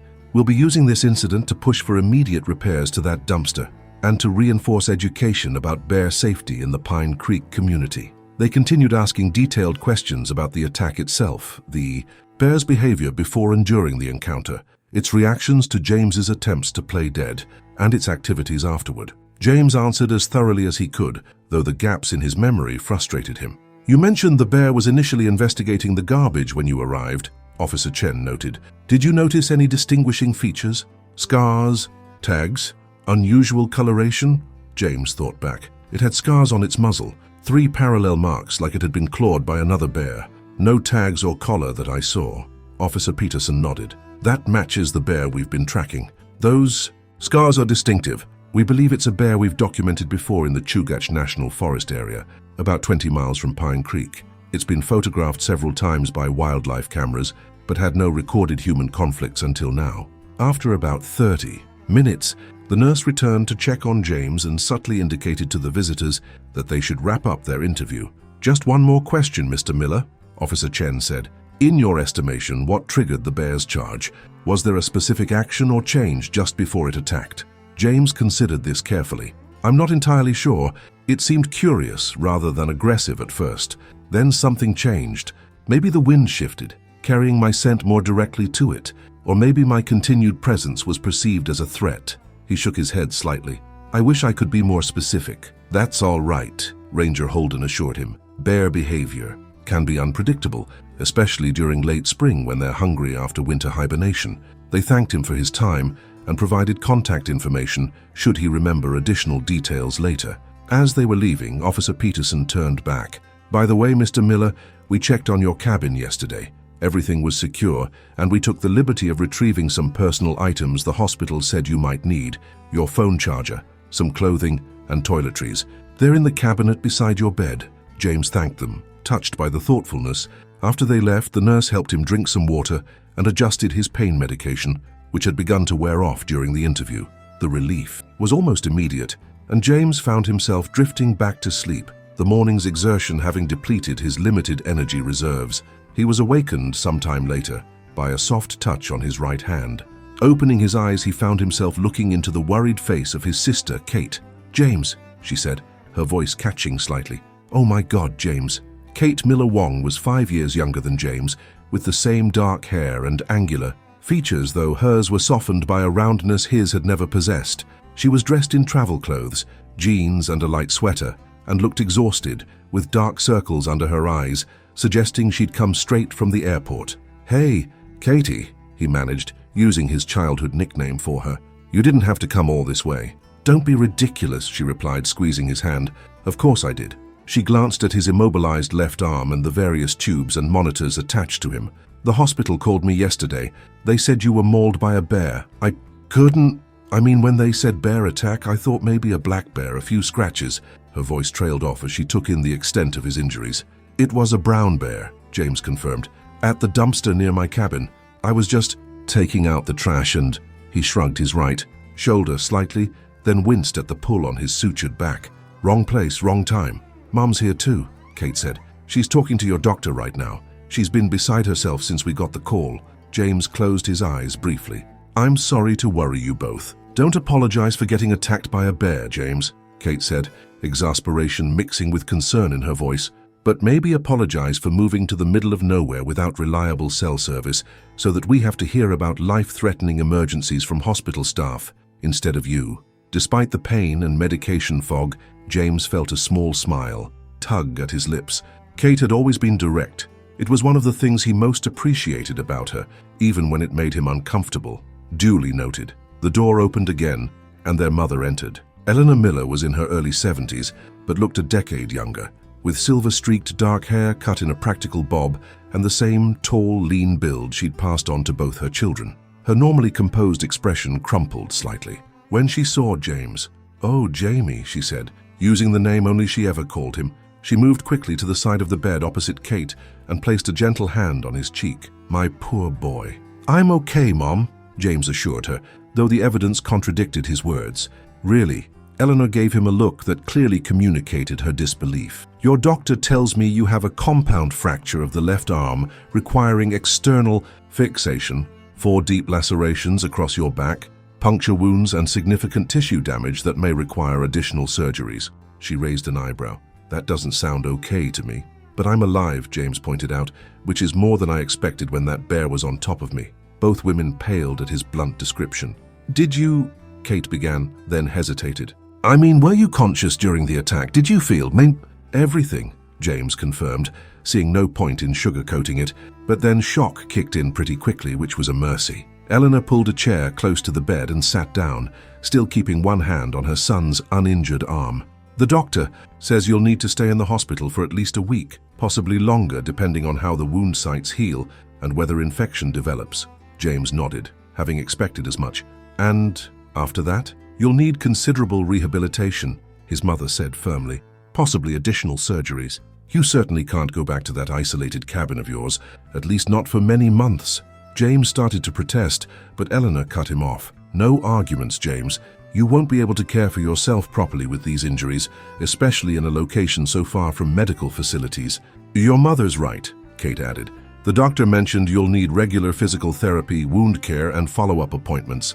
That's not feasible from Pine Creek." "So what are you suggesting?" James asked, though he already suspected where this conversation was heading. "You'll come home with me to Portland," Eleanor said, as if it were already decided. "I have plenty of room and there are excellent medical facilities nearby." "Mom, I can't just abandon my cabin indefinitely," James protested. "I have commitments, work." "You said yourself you work remotely," Kate interjected. "You can do that from Mom's place just as easily as from your cabin. And your neighbor, Tom, is it? Can check on your property periodically," Eleanor added. "The ranger I spoke with said he'd be happy to help coordinate that." James sighed, knowing they were right, but still resistant to the idea of giving up his independence. The past 5 years in Alaska had been a deliberate retreat from his previous life and the failures it represented. Returning to the lower 48, even temporarily, felt like a step backward. Before he could formulate another objection, the door opened again and a doctor entered, a tall woman with auburn hair pulled back in a practical ponytail. She glanced at James's visitors with a smile. "I see you found him," she said to Eleanor. "I'm Dr. Reynolds, the orthopedic surgeon who worked on your son's arm." After brief introductions, Dr. Reynolds turned her attention to James. "How's the pain level, Mr. Miller? Scale of 1 to 10? Maybe a 4 right now," James answered honestly. "The medication helps." She nodded, examining the external fixation device on his arm. "That's good to hear. I wanted to discuss your injuries and treatment plan now that you're more alert, and it might be helpful for your family to hear this too, if that's all right with you." James nodded, and Dr. Reynolds continued. "The fractures to your left radius and ulna were complex. The bear's bite caused what we call comminuted fractures. Essentially, the bones were broken into multiple fragments.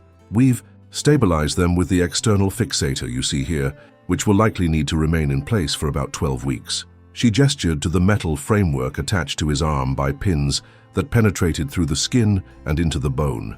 The fixator holds the bone fragments in proper alignment while they heal. You'll need to learn how to clean the pin sites daily to prevent infection." "Doisus, and after 12 weeks?" James asked. "We'll assess the healing progress with X-rays. Assuming proper bone union, the fixator will be removed. However, that won't be the end of your recovery process. The soft tissue damage from the bite was significant. We repaired what we could during surgery, reconnected severed blood vessels, reattached torn tendons and sutured damaged muscles. But there will be permanent effects." "What kind of effects?" Eleanor asked, her hand tightening slightly on James's arm. Dr. Reynolds was direct but compassionate. Mr. Miller will likely experience some degree of permanent mobility limitation in his left arm and hand.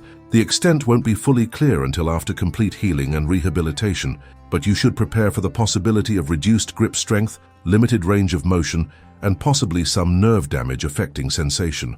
James absorbed this information with a growing sense of dread. As a software developer, his hands were essential tools, and living alone in a remote cabin required a level of physical capability that might now be permanently compromised. The good news, Dr. Reynolds continued, noting his expression, is that with dedicated physical therapy and possibly some additional reconstructive procedures down the road, many patients achieve very functional outcomes. Your overall health and fitness prior to the injury work in your favor. She went on to explain the treatment for his back injuries, the 4 deep lacerations that had been thoroughly cleaned, debrided, and sutured.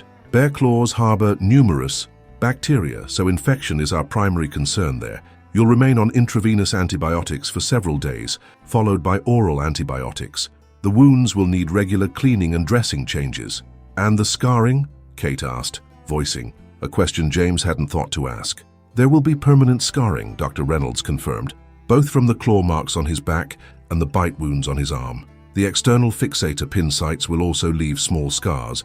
We can discuss scar minimization treatments later in the healing process, if that's a concern. She spent about 20 minutes explaining the recovery timeline, potential complications to watch for, and the importance of following the rehabilitation protocol precisely.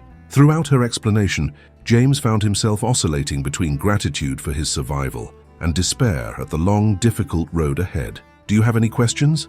Dr. Reynolds asked when she'd finished. When can I return to Alaska? James asked. To my cabin?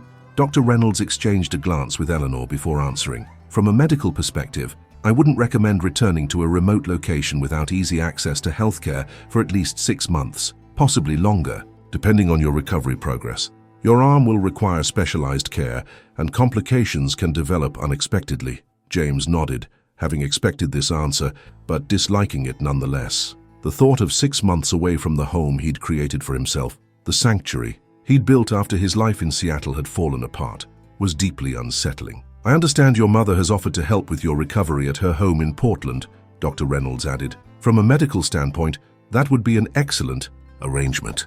You'll need assistance with daily activities initially, and proximity to rehabilitation services will be crucial.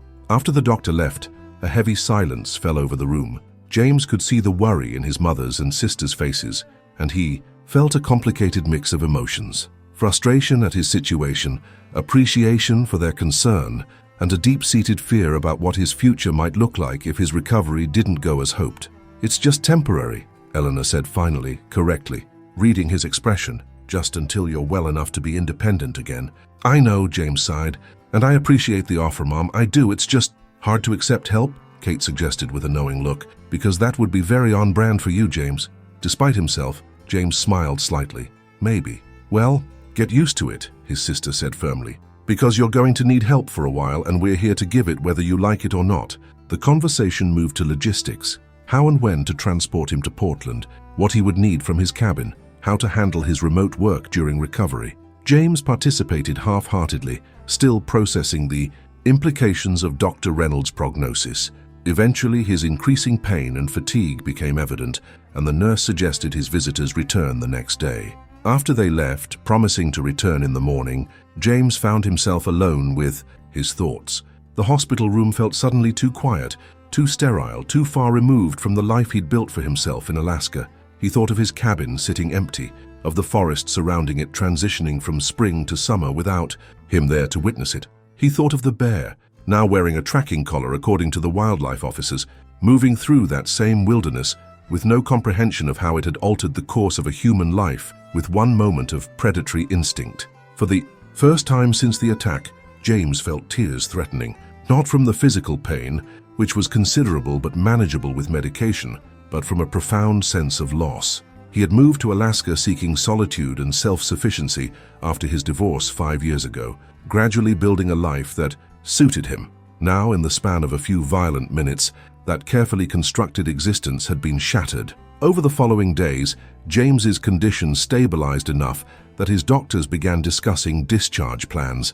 The wounds on his back were healing well with no signs of infection, and the external fixator on his arm was doing its job, keeping the bone fragments aligned. He'd begun limited physical therapy, simple exercises to maintain mobility in his shoulder and fingers while protecting the healing bones and tissues in between. Kate had returned to California after 3 days, needing to get back to her job and family, but Eleanor remained in Anchorage, staying at a hotel near the hospital and spending most of each day at James's bedside. Despite his initial reluctance to have her there, James found himself grateful for her presence. She fielded calls from concerned friends and relatives, coordinated with the medical team, and advocated for him when necessary. A week after the attack, Ranger Holden visited again, this time accompanied by Tom Blackwell, James's neighbor from Pine Creek, who had returned early from his fishing trip upon hearing the news. "Good to see you vertical, Miller," Tom said gruffly, eyeing the external fixator on James's arm and the hospital gown that concealed the bandages on his back. "You look better than I expected, considering you went around with a brown bear." James, who had been permitted to sit up in a chair beside his bed for short periods, managed to smile. "Thanks for coming, Tom. I appreciate it. Ranger Holden called me when I got back to the cabin," Tom explained. "Said you might need some help with your place while you recover." Tom was in his 60s, a retired fisherman who had lived in his Pine Creek cabin year-round for over a decade. Though not particularly social, he had formed a neighborly friendship with James over shared hunting trips and occasional dinners. "That's right," James confirmed. "The doctors are recommending I stay with my mother in Portland during my recovery. I was hoping you might be willing to check on my cabin periodically. Maybe start the generator once in a while to keep the batteries charged." "Happy to," Tom nodded. "Place looked secure when we stopped by yesterday. I gathered up your mail from the P.O. box in town too. Mostly junk, but there were a couple of things that looked important." He handed James a small stack of envelopes. "We've also been monitoring the bear," Ranger Holden added. "It's remained in the hills about 5 miles north of Pine Creek since the attack, showing normal foraging behavior and no further interest in human areas." "That's good," James said, feeling relieved. He'd been worried about potential danger to his neighbors. "We've coordinated with Waste Management to expedite the repair of the dumpster's bear-resistant lock," she continued. "They completed the work yesterday. We're also organizing a community meeting to review bear safety protocols once the summer residents arrive." They chatted for a while longer about arrangements for his cabin. Tom promised to winterize it properly in the fall if James wasn't back by then, and to send regular updates on its condition. The conversation then turned to the attack itself, with Tom asking questions that James now felt more comfortable answering than he had immediately after the incident. "The wildlife officers mentioned something about scars on the bear's face," Tom said at one point. "3 parallel marks, like claw marks?" James nodded. "That's right, on its muzzle. Why?" Tom and Ranger Holden exchanged glances. "I think I've seen that bear before," Tom said. "Last fall, fishing at Miller's Creek about 10 miles from the cabins. Big male, distinctive scars. It watched me for a while from across the creek but didn't approach." "That matches our records, Ranger," Holden confirmed. "The bear has been photographed by wildlife cameras in the area several times over the past few years. No previous conflicts with humans that we're aware of. Until now," James said quietly. "Bears don't typically seek out human encounters," the ranger reminded him. "This one was attracted by the unsecured food waste in the dumpster, and you happened to arrive at an unfortunate moment." After they left, promising to stay in touch, James felt a strange mix of emotions. There was something unsettling about knowing the bear was still out there, going about its life while his had been so dramatically altered. Yet he couldn't bring himself to wish for its destruction. It had only been acting according to its nature in an environment humans had encroached upon. 2 days later, James was discharged from the hospital with a complex set of follow-up appointments, prescriptions, and care instructions. The journey from Anchorage to Portland was exhausting, despite the accommodations made for his condition. Wheelchair assistance at the airports, priority boarding, and first-class seats that Eleanor had insisted on booking for the extra space. And comfort. By the time they arrived at Eleanor's craftsman-style home in Portland's Selwood neighborhood, James was pale with pain and fatigue. The modest 2-story house was exactly as he remembered it from his childhood, though his mother had updated the interior over the years. The spare bedroom on the main floor, normally used as a home office, had been converted into a recovery room for him, complete with a hospital-grade adjustable bed that Eleanor had rented. "You didn't have to go to all this trouble, Mum," James said as she helped him settle into the bed, arranging pillows to support his injured arm and take pressure off his healing back. "Nonsense. Eleanor replied briskly. If we're doing this, we're doing it properly. Besides, I spoke with your physical therapist about what you'll need, and this bed was her first recommendation. James didn't argue further, too exhausted to do anything but be grateful. Over the next few days, he adjusted to his new routine, a regimen of medications, wound care, and gentle exercises prescribed by his medical team. Eleanor proved to be an attentive but not overbearing caretaker, helping when needed, but allowing him independence whenever possible. A week after arriving in Portland, James had his first follow-up appointment with a local orthopedic specialist who would be taking over his care. Dr. Franklin, a soft-spoken man with a methodical approach, examined the external fixator and the healing wounds carefully. "The alignment looks good," he said, studying the x-rays taken earlier. "No signs of infection at the pin sites, which is excellent news. How's the pain level?" "Manageable," James replied. "Worse after physical therapy, but the medication helps." Dr. Franklin nodded. "That's to be expected. We'll continue with the current treatment plan for now. The pin sites need to be cleaned daily. Is that happening?" "My mother helps with that," James confirmed, still uncomfortable with the procedure that involved carefully cleaning where the metal pins entered his skin. "Good. And you're doing the prescribed exercises for your fingers and shoulder 3 times daily as instructed." "Excellent." Dr. Franklin made some notes in his tablet. "I'd like to see you again in 2 weeks. By then, we should start seeing more definitive signs of bone healing, and we can potentially adjust your physical therapy protocol." On the way home from the appointment, Eleanor suggested they stop for lunch at a cafe near her house. James hesitated, suddenly self-conscious about being seen in public, with his arm in the imposing external fixator and his movements still slow and careful from the healing lacerations on his back. "I don't know, Mom. I'm pretty tired." "Just a quick lunch," Eleanor coaxed. "You've been cooped up in the house for a week. A little fresh air will do you good."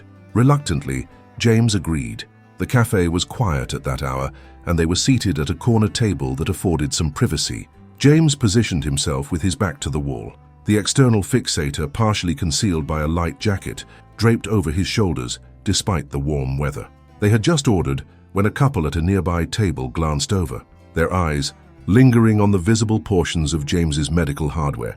The man leaned over to his companion and whispered something, and they both continued to cast curious looks in James's direction throughout the meal. "They're staring," James muttered to his mother after the third such glance. Eleanor looked over at the couple, then back at James. "People are curious by nature. Would you rather I tell them to mind their own business, or would you prefer to satisfy their curiosity?" James sighed. "Neither." "Well, then focus on your sandwich and ignore them," Eleanor advised pragmatically. "Or, and this is just a suggestion, you could use it as an opportunity to practice telling your story, which you'll likely need to do many times over the coming months." James considered. Ever since the attack, he'd been avoiding thinking about how he would explain his injuries to people once he was back in the world. In the hospital, everyone had already known what had happened. Here in Portland, his condition was a mystery that naturally invited questions. Before he could decide on a course of action, the woman from the other table approached, looking apologetic. "Sorry to interrupt your lunch," she said. "My husband and I couldn't help noticing your arm device. Are you all right?" James glanced at his mother, who raised an eyebrow in an "I told you so" expression, then back at the woman. "I'm recovering from an injury," he said, deliberately vague. "Oh, I'm sorry to hear that," the woman replied, clearly hoping for more details, but too polite to ask directly. James felt a sudden weariness at the prospect of deflecting questions, or giving abbreviated explanations for months to come. "Actually," he said, making a spontaneous decision, "I was attacked by a bear in Alaska 2 weeks ago." The woman's eyes widened. "A bear? My goodness. What kind of bear? How did it happen?" And so James found himself relating a condensed version of the attack to the fascinated couple, who introduced themselves as the Andersons. Mr. Anderson pulled his chair over as James described the encounter at the dumpster, the bear's sudden charge and his desperate retreat to his cabin after the mauling. "That's incredible," Mr. Anderson said when James finished. "You're lucky to be alive." "That's what the doctors keep telling me," James agreed. "Do you have pictures?" Mrs. Anderson asked. "Of the bear, I mean, or where it happened?" James shook his head. Everything happened too quickly. The wildlife officers took photos of the site afterward, and they've been tracking the bear with a collar, but I haven't seen any images. "What about your injuries?" Mr. Anderson asked, with the slightly ghoulish curiosity people often have about traumatic events that haven't happened to them. "Any pictures of those?" "No," James said firmly, suddenly uncomfortable with the direction of the conversation. While he'd found some relief in sharing his experience, he had no desire to become a spectacle. Eleanor, sensing his discomfort, smoothly changed the subject, asking the Andersons about themselves until they eventually returned to their own table. As James and Eleanor prepared to leave, several other patrons who had overheard parts of the conversation approached to express their sympathies and ask brief questions about the attack. "See," Eleanor said as they walked slowly back to her house, "people are naturally curious, and each time you tell the story it becomes a little easier." James wasn't convinced. While talking about the attack had been less difficult than he'd anticipated, he didn't relish the prospect of becoming known as the bear attack guy during his time in Portland, and there was something about sharing the experience that felt almost diminishing, as if transforming the terrifying, life-altering event into an anecdote for strangers somehow reduced its significance. "Maybe," he conceded, "but I don't think I want to make a habit of it." In the weeks that followed, James settled into a routine of medical appointments, physical therapy sessions, and gradual adaptation to his limitations. The physical therapist, a cheerful woman named Diane who specialized in traumatic injuries, pushed him hard but knew when to ease back. Under her guidance, he worked to maintain mobility in his shoulder and fingers while the bones in his forearm healed. "The goal right now isn't to regain full function," she explained during one session as she helped him perform gentle range of motion exercises. "It's to prevent contracture and atrophy, so that when the fixator comes off, we have a good foundation to build on." The exercises were painful and progress was frustratingly slow. Tasks that had once been simple, typing on his laptop, cutting, food, even buttoning a shirt, now ranged from challenging to impossible. James found himself dependent on Eleanor for help with many daily activities, a situation that chafed against his self-image as a self-sufficient individual. 1 month after the attack, James received an email from Officer Chen of the Alaska Department of Fish and Game, containing several files and a brief message. "Mr. Miller, I thought you might be interested in these trail camera images of the bear involved in your encounter. The animal has been fitted with a tracking collar and continues to display normal behavior patterns, primarily remaining in the wilderness areas north of Pine Creek. We've also included some photographs of the attack site taken by our investigation team in case they might help provide closure. Please feel free to contact me if you have any questions. Regards, Officer Lucy Chen." With a sense of trepidation, James opened the first attachment.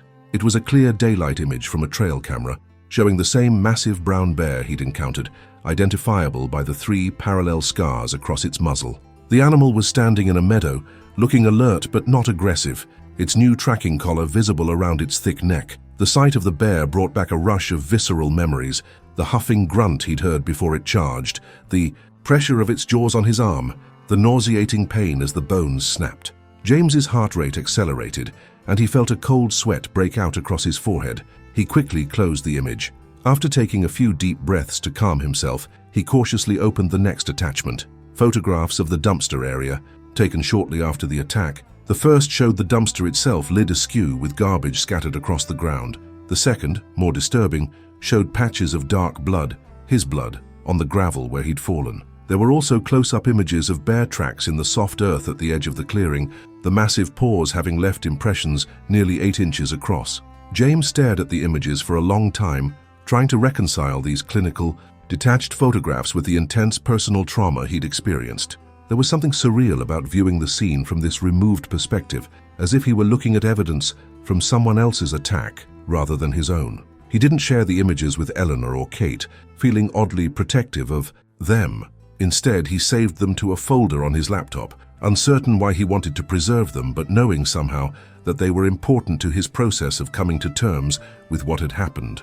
As June turned to July, James made steady, if slow, progress in his recovery. The wounds on his back healed into 4 raised pink scars that ran diagonally from his right shoulder blade to the middle of his back. Dr. Franklin was pleased with the bone healing visible on X-rays, though he cautioned that the external fixator would need to remain in place for at least another month. "The comminuted nature of the fractures means we need to be particularly cautious," he explained during a follow-up appointment. "The fragments are knitting together well, but we want to ensure complete union before removing the hardware." James had begun working again, though at a reduced capacity. His clients had been understanding about his situation, and he'd developed adaptations to allow him to code using primarily his right hand. Eleanor had converted part of her dining room into a temporary office for him, setting up his laptop with an ergonomic keyboard and voice recognition software that allowed him to dictate commands when typing became too cumbersome. Despite these accommodations, the work was significantly slower and more frustrating than before. Simple tasks that once took minutes now required careful planning and often assistance. The nerve damage in his left hand, which Dr. Franklin had confirmed was likely permanent to some degree, meant that fine motor control was compromised, with his ring and little fingers particularly affected. "Will I ever be able to type normally again?" James asked Diane during a therapy session in late July, after struggling to perform an exercise involving picking up small objects. "Define normally," she replied, adjusting his position to better isolate the targeted muscles. "Will you regain some functional use of those fingers?" "Almost certainly." "Will it be exactly the same as before?" "Probably not." She demonstrated a modified typing technique that relied more heavily on the thumb, index, and middle fingers, which had retained better function. Adaptation is key. Your brain is remarkably plastic. It will learn new ways to perform familiar tasks if you give it the chance. James practiced the technique, finding it awkward but manageable. "Feels like starting from scratch," he muttered. "In some ways you are," Diane acknowledged, "but you have the advantage of already knowing what the end goal looks like, even if the path to get there is different now." As July progressed, James began venturing out more frequently. At first it was just short walks around Eleanor's neighborhood, building his stamina and growing more comfortable with being seen in public with his visible injuries. Later he accompanied her on errands and occasional social outings. The external fixator invariably drew curious looks and sometimes direct questions. As Eleanor had predicted, James gradually became more comfortable with giving brief explanations, though he still disliked the attention. He developed a standard response: "Bear attack in Alaska, still recovering." That usually satisfied casual inquiries without inviting detailed discussion.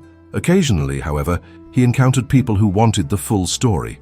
At a physical therapy center, he met a former wilderness guide who had experienced a close call with a moose in Wyoming and who understood the complex emotions that followed such encounters. Their conversation was one of the few times James felt truly understood about the psychological impact of the attack. "People always want to hear about the physical part," the guide, a man named Marcus, observed as they both performed exercises in the therapy gym. "The injuries, the recovery, but they don't get the other stuff, the way it changes how you see yourself, how you relate to the natural world afterward." James nodded. "Exactly. Everyone asks if I'll go back to Alaska. I'll be afraid of bears now. But it's more complicated than simple fear. For me, it was about recognizing that I wasn't somehow special or exempt from nature's rules," Marcus said. "That no matter how experienced I was still just another animal to that moose, not the wilderness expert I saw myself as." "Yes," James agreed, feeling a sense of relief at having his confused emotions articulated so clearly. "And there's this strange guilt, too, like I should have known better, should have been more careful. Even though logically I know I took reasonable precautions, there's still this voice that says I messed up somehow."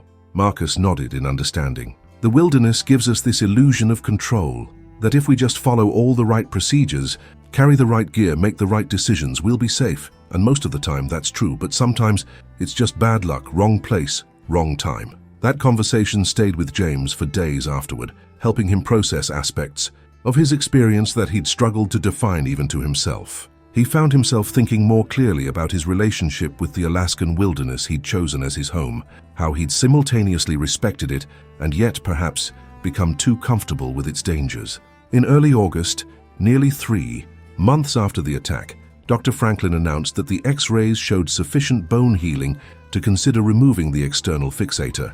"The fragments have united well," he said, pointing to the latest images.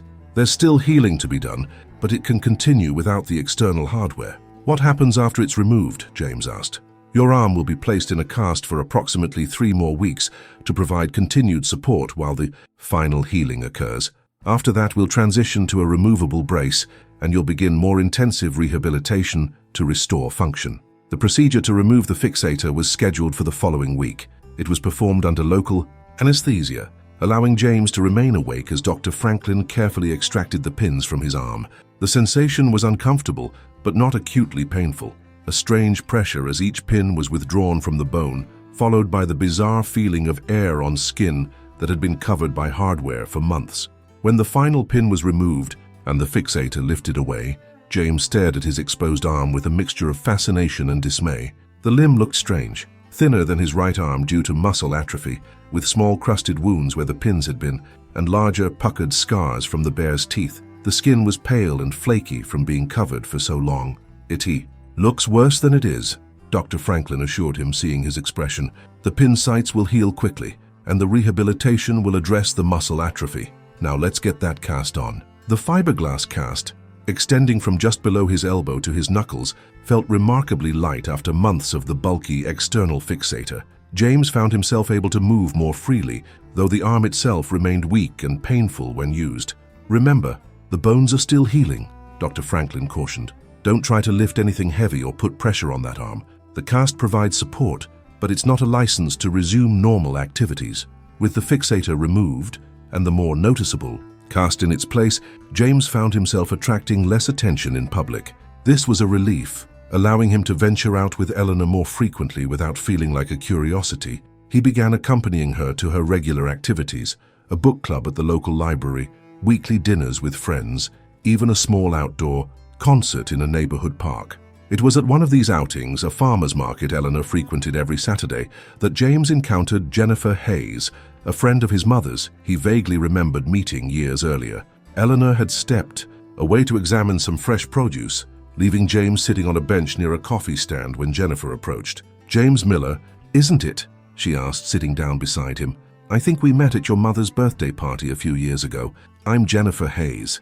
"Right," James said, shaking her offered hand with his good right one. "Nice to see you again." "Eleanor mentioned you were staying with her while recovering from an injury," Jennifer said, her eyes flicking briefly to his cast. "How's that going?" "Slowly but steadily," James replied, giving his standard abbreviated response. "Bear attack in Alaska. Still on the mend." Unlike most people who received this explanation, Jennifer didn't immediately press for gruesome details. Instead, she nodded thoughtfully. "That must have been terrifying, and now you're facing a whole different kind of challenge with the recovery." Something about her matter-of-fact acknowledgement, without either the drama-seeking curiosity or exaggerated sympathy he'd grown accustomed to, made James more willing to engage. "It's been an adjustment," he admitted, "both physically and mentally." Jennifer nodded again. "I can imagine.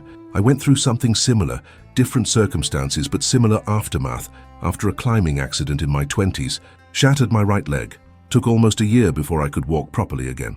"How did you handle it?" James asked, genuinely curious. "The waiting, the dependence on others?" "Badly at first," she said with a self-deprecating smile. "I was a terrible patient, impatient, frustrated, angry at my body for not healing faster.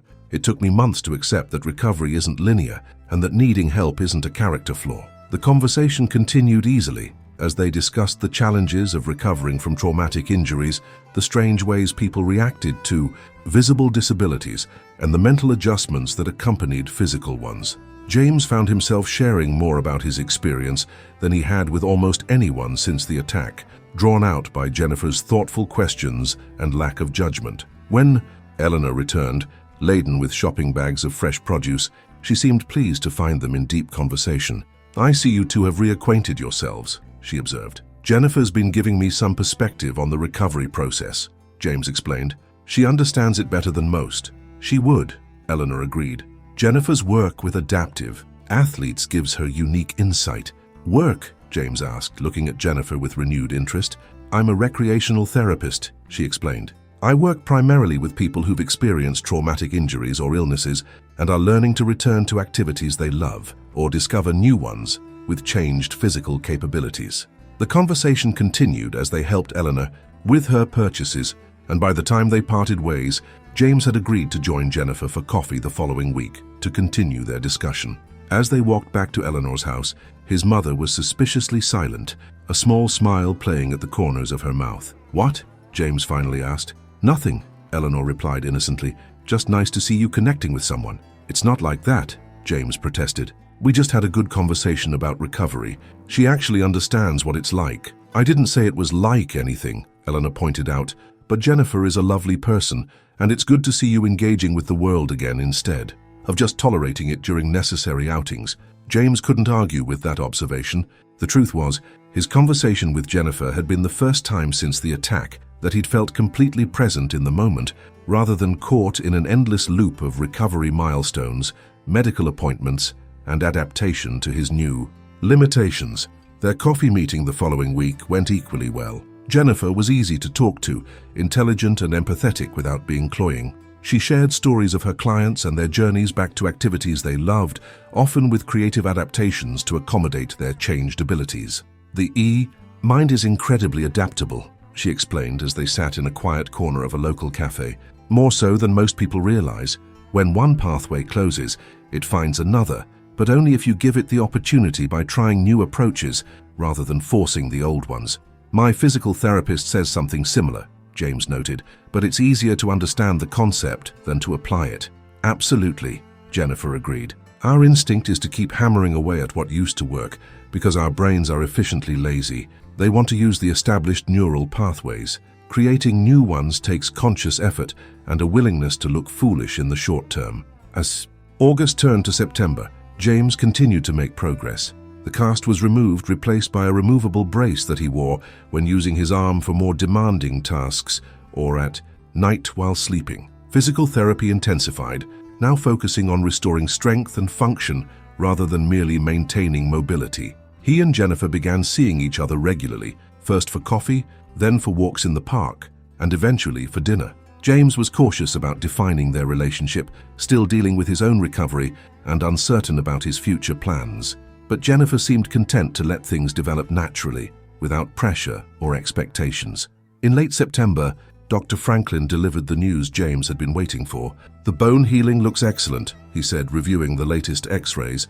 "I'm officially clearing you for normal activities, with the caveat that you continue your physical therapy regimen and use the braces needed for support during more strenuous tasks." "Does that mean I can return to Alaska?" James asked immediately. Dr. Franklin hesitated. "Medically speaking, there's no reason you couldn't. The concerns I had about remote living have largely been addressed by your healing progress. However, you should be aware that you'll still need regular physical therapy for several more months to maximize your functional recovery." "I can arrange that in Anchorage," James said. "Make monthly trips in for appointments." "That could work," the doctor conceded. "Just be mindful that your arm, while healed, is still vulnerable to re-injury for the next several months. And the nerve damage, well, as we've discussed, some of that is likely permanent." James nodded, having come to terms with this reality over the preceding months. The nerve damage affected primarily his ring and little fingers, which remained weaker than the others, and occasionally experienced numbness or tingling. His grip strength in that hand was approximately 60% of what it had been before the attack, and certain movements, particularly rotating his wrist while bearing weight, remained painful. But he had adapted remarkably well, developing new techniques for everything from typing to cooking to performing routine maintenance tasks. The voice recognition software had proven so useful that he planned to continue using it even after returning to Alaska. And while he would never again have the exact capabilities he'd possessed before the bear attack, he had developed new skills and approaches that compensated for many of his limitations. When he shared the news with Eleanor that evening, her reaction was predictably mixed. "I understand your desire to return to your home," she said carefully, "but I won't pretend I'm not concerned about you being so isolated with your continuing limitations." "I know, Mom," James said gently, "and I can't tell you how grateful I am for everything you've done these past months. I couldn't have recovered like this without your help." Eleanor squeezed his hand. "You're my son. Helping you isn't a burden. It's what family does." "Still," James insisted, "you put your life on hold for months to take care of me. That's no small thing." "Will you at least consider waiting until spring?" Eleanor asked. "Alaska winters are challenging even for someone at full capacity." James had already been thinking along similar lines. "Actually, I was planning to wait until April. The cabin will need some modifications to accommodate my new situation. Tom's been checking on it regularly, but I'll want to make some changes before I move back in permanently." Relief crossed Eleanor's face. "That sounds sensible.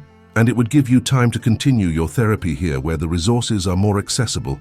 James nodded, though he suspected his mother's primary concern was keeping him within reach of family support for a bit longer, rather than his access to medical care. "Plus, the bears will be coming out of hibernation by then," he added with a wry smile. "I should arrive around the same time they do." Eleanor's expression suggested she didn't find this particular timing advantage quite as compelling as he did. The more difficult conversation was with Jennifer. They had grown increasingly close over the past 2 months, and while neither had explicitly defined their relationship, there was clearly something meaningful developing between them. They were walking along the Willamette River when James broached the subject. "I got cleared by my doctor today," he said, "for returning to normal activities." "That's wonderful," Jennifer replied warmly. "You've worked so hard for this milestone." "It means I can start planning my return to Alaska," James continued, watching her carefully for a reaction. "Not immediately, probably in April, but that's the goal." Jennifer was quiet for a moment, her eyes on the river flowing past. "I've always known that was your plan," she said finally. "You've been very clear about your cabin being home." "It is," James confirmed, "or at least it has been for the past 5 years. It's where I rebuilt my life after Seattle." "I understand that," Jennifer said, "and I wouldn't ask you to change your plans for whatever this is between us." She gestured back and forth between them. "We've never defined it, and maybe that's been intentional on both our parts." James considered this. It was true that he'd been careful not to make promises or commitments, aware that his future plans involved returning to Alaska, but he'd also found himself increasingly reluctant to think about leaving Portland and Jennifer behind. "I like what we have," he said honestly. "It's been unexpected, but good. Really good." Jennifer smiled. "I agree. And I'm not saying we need to define it now, or make any dramatic decisions. Just acknowledge that if you return to Alaska in April, we'll need to decide what that means for us." James nodded, appreciating her directness. It was one of the qualities he'd come to value most about her, the way she addressed difficult topics straightforwardly, without game-playing or manipulation. "That's fair." As they continued walking, James found himself contemplating possibilities he hadn't seriously considered before. That perhaps his life in Alaska, for all its appeal, was not the only path forward. That perhaps the connections he'd remade with family and forged with Jennifer during his recovery weren't temporary detours, but potential new directions. October brought the first real autumn chill to Portland, along with ongoing progress in James's rehabilitation. His physical therapy sessions now focused on fine motor control and rebuilding the strength in his left arm. The visible reminders of the attack, the scars on his back and arm, had faded from angry red to silvery pink, though they remained prominently visible. He had begun making concrete plans for his return to Alaska, speaking with Tom regularly about the cabin and researching adaptations that would make independent living more manageable with his limitations. Simple modifications, lever-style door handles instead of knobs, touch-activated faucets, strategic placement of grab bars, would address many of the challenges his injured arm presented. In late October, James received another email from Officer E. Chen in Alaska, this one containing a single trail camera image and a brief message. "Mr. Miller, thought you might want to see this latest image of your bear, captured yesterday about 8 miles from your cabin. As winter approaches, it's putting on weight for hibernation and showing no abnormal behaviors. The wildlife biologists estimate it will den within the next 2-3 weeks, depending on weather conditions. Officer Lucy Chen." The attached photograph showed the same bear he'd encountered, identifiable by the scars on its muzzle and the tracking collar it now wore. It was standing in a stream, apparently fishing for salmon, its coat thicker and more lustrous than in the earlier images as its winter fur came in. The sight no longer triggered the immediate visceral fear reaction it once had, though James still felt a complex mix of emotions. Looking at the animal that had so dramatically altered his life, he found himself staring at the image for a long time, studying the bear's powerful form and trying to reconcile the magnificent wild creature in the photograph with the terrifying force that had nearly killed him. Both were real, the bear as a natural animal in its environment, and the bear as the instrument of his trauma. The challenge was holding both realities simultaneously without letting either define his relationship with the wilderness completely. That evening, at Eleanor's suggestion, they hosted a small dinner party for some of her friends, including Jennifer. It was the first social gathering James had participated in since the attack, where he wasn't primarily defined by his injuries. The conversation ranged widely: politics, books, travel, and James found himself genuinely enjoying the interaction rather than merely enduring it. After dinner, as everyone sat in Eleanor's living room with coffee and dessert, one of the guests, a retired professor named David, turned the conversation to James's plans. "Eleanor tells us you're heading back to Alaska in the spring," he said. "Looking forward to getting back to your cabin?" James nodded. "Yes, though there are aspects of Portland I'll miss." His eyes briefly met Jennifer's across the room. "I've always been fascinated by Alaska," David continued. The wilderness, the sense of frontier.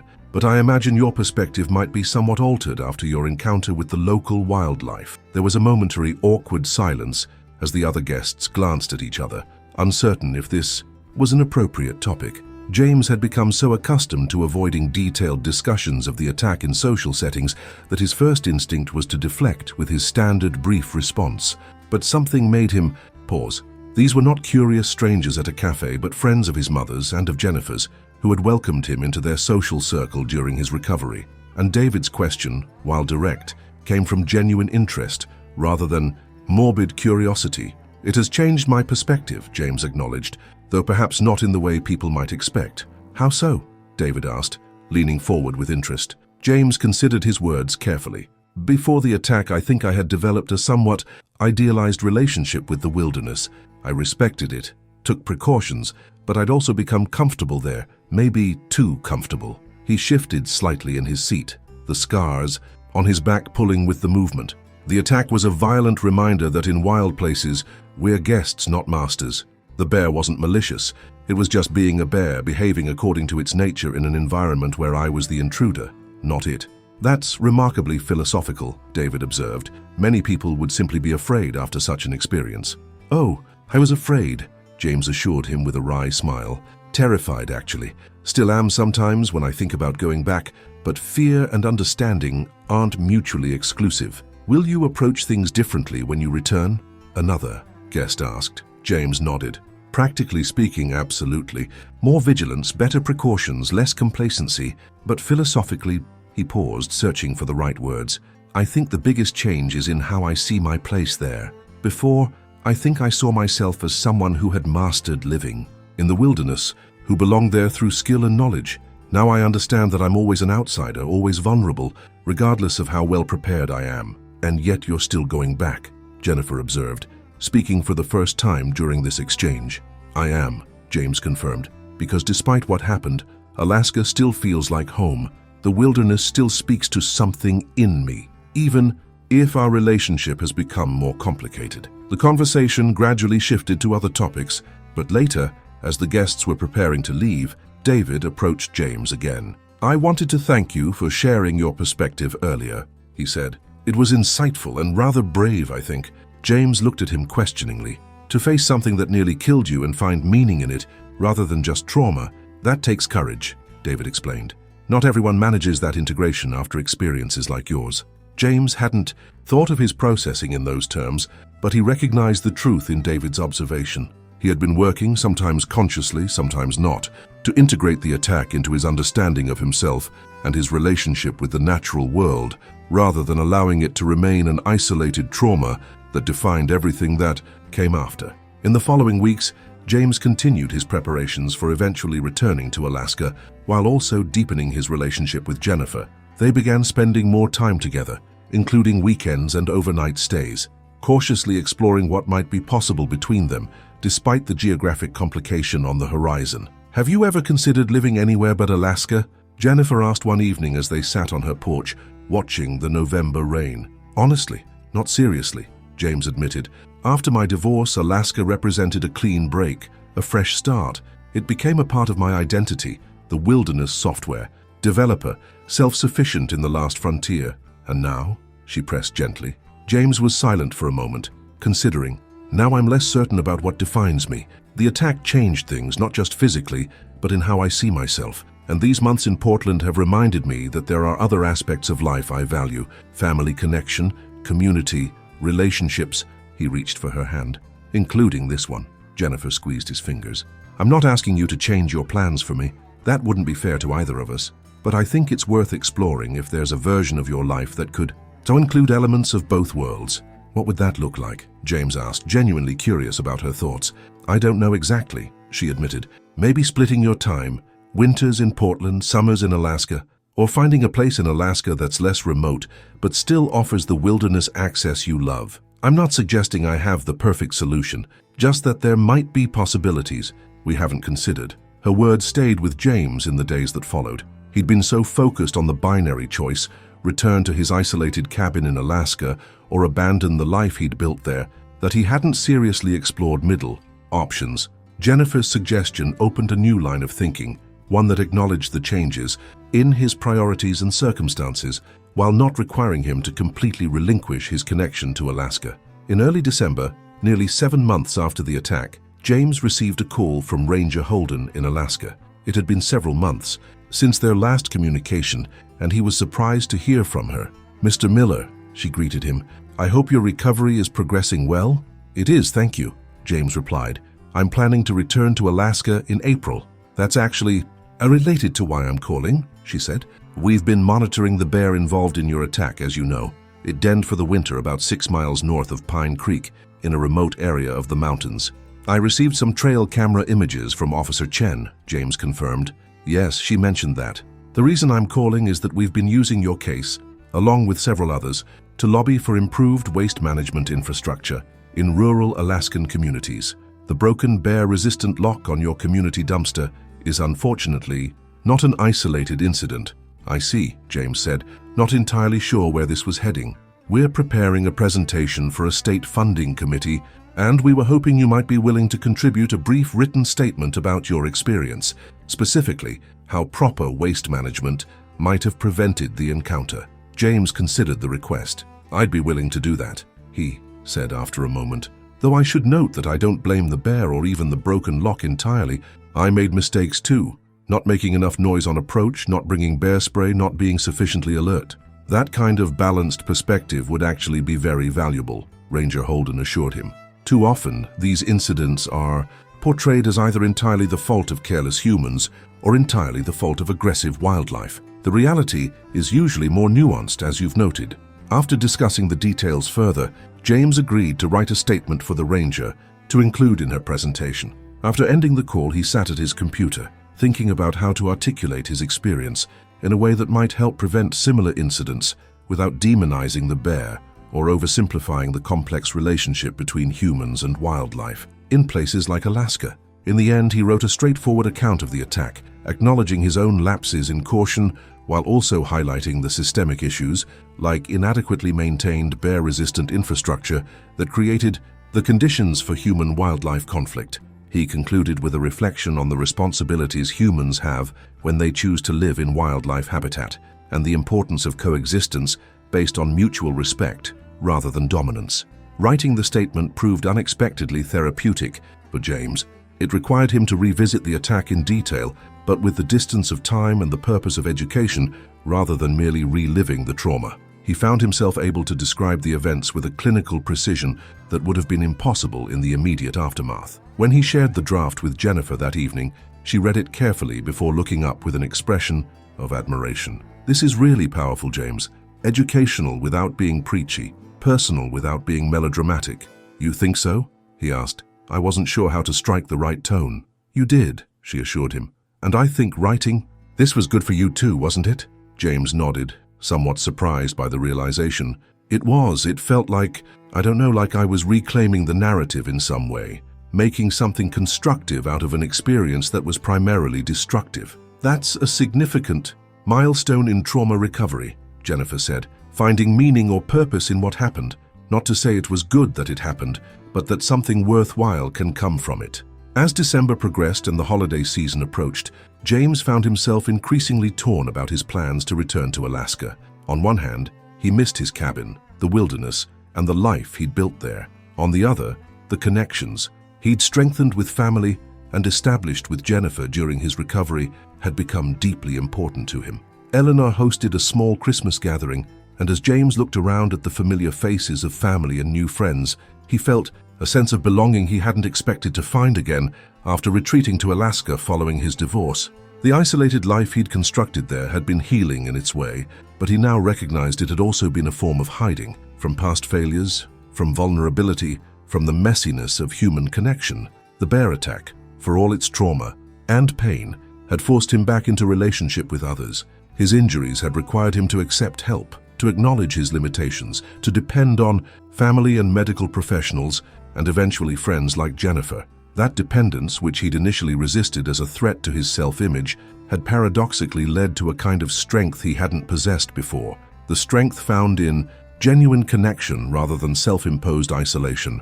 As the new year began, James continued his physical therapy with diminishing frequency, his recovery having progressed to the point where he needed professional guidance less often. The nerve damage in his fingers remained, as Dr. Franklin had predicted, but he had developed remarkable adaptations and compensatory techniques. His typing speed would never match his pre-injury pace, but the voice recognition software compensated for much of that deficit.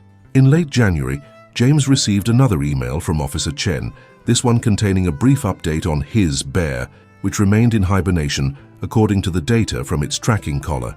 The message concluded with a question. Will we be seeing you back in Pine Creek this spring? I'd be happy to provide an in-person briefing on current bear activity in the area when you return. The email required a response that forced James to confront the decision he'd been circling for weeks. Was he definitively returning to Alaska in April as planned, or had his priorities shifted enough during his recovery to warrant reconsidering that timeline, or even the plan itself? He discussed it with Jennifer that weekend during a drive to the Oregon coast, where they planned to spend 2 nights at a small bed and breakfast. The January weather was predictably gray and rainy, but the coastal scenery retained its wild beauty even under leaden skies. I need to respond to this email from Alaska, James explained, as they walked along a wind-swept beach, the only people braving the blustery conditions. But to do that, I need to decide if I'm really going back in April. And are you? Jennifer asked, her voice neutral despite the personal stake she had in his decision. James sighed, watching the waves crash against the shore. I don't know. I've been working toward that goal for months, but now that it's approaching, I'm less certain. What's changed? She asked. Me, I suppose, he admitted. Or my perspective, at least. The cabin represented freedom and self-sufficiency. After my divorce, a place where I could rebuild myself on my own terms, away from the expectations and judgments of others. It was exactly what I needed then. But now I'm wondering if isolation is still what I need. The past 7 months have reminded me of what I've been missing. Family, community, connection. He glanced at her. Relationship. Jennifer nodded, understanding the implication. Those things don't have to be mutually exclusive with Alaska, though. We talked about this. There are options besides the binary choice of total isolation in the wilderness or complete abandonment of the life you built there. I've been thinking about that conversation, James acknowledged. About finding a middle path, maybe a place closer to Anchorage but still with access to wilderness, or splitting my time seasonally. Have you looked into any specific options? Some, James confirmed. There are communities about an hour from Anchorage that would give me the wilderness proximity I want, with better access to services and connectivity. Property values are surprisingly reasonable compared to Portland. They walked in silence for a while, the wind tugging at their coats and the waves providing a constant backdrop of sound. Finally, Jennifer spoke again. James, I need to be clear about something. I care about you deeply, but I don't want to be the reason you abandon something important to you. If Alaska is still where your heart is, then you should go back. We can figure out what that means for us afterward. I know, he said, appreciating her directness, and I'm not making this decision based solely on our relationship, though it's certainly a factor. I'm trying to honestly assess what I want and need at this point in my life, recognizing that those things have shifted since the attack. By the time they returned to Portland on Sunday evening, James had reached a decision. He would indeed return to Alaska in April, but not to his remote cabin in Pine Creek, at least not permanently.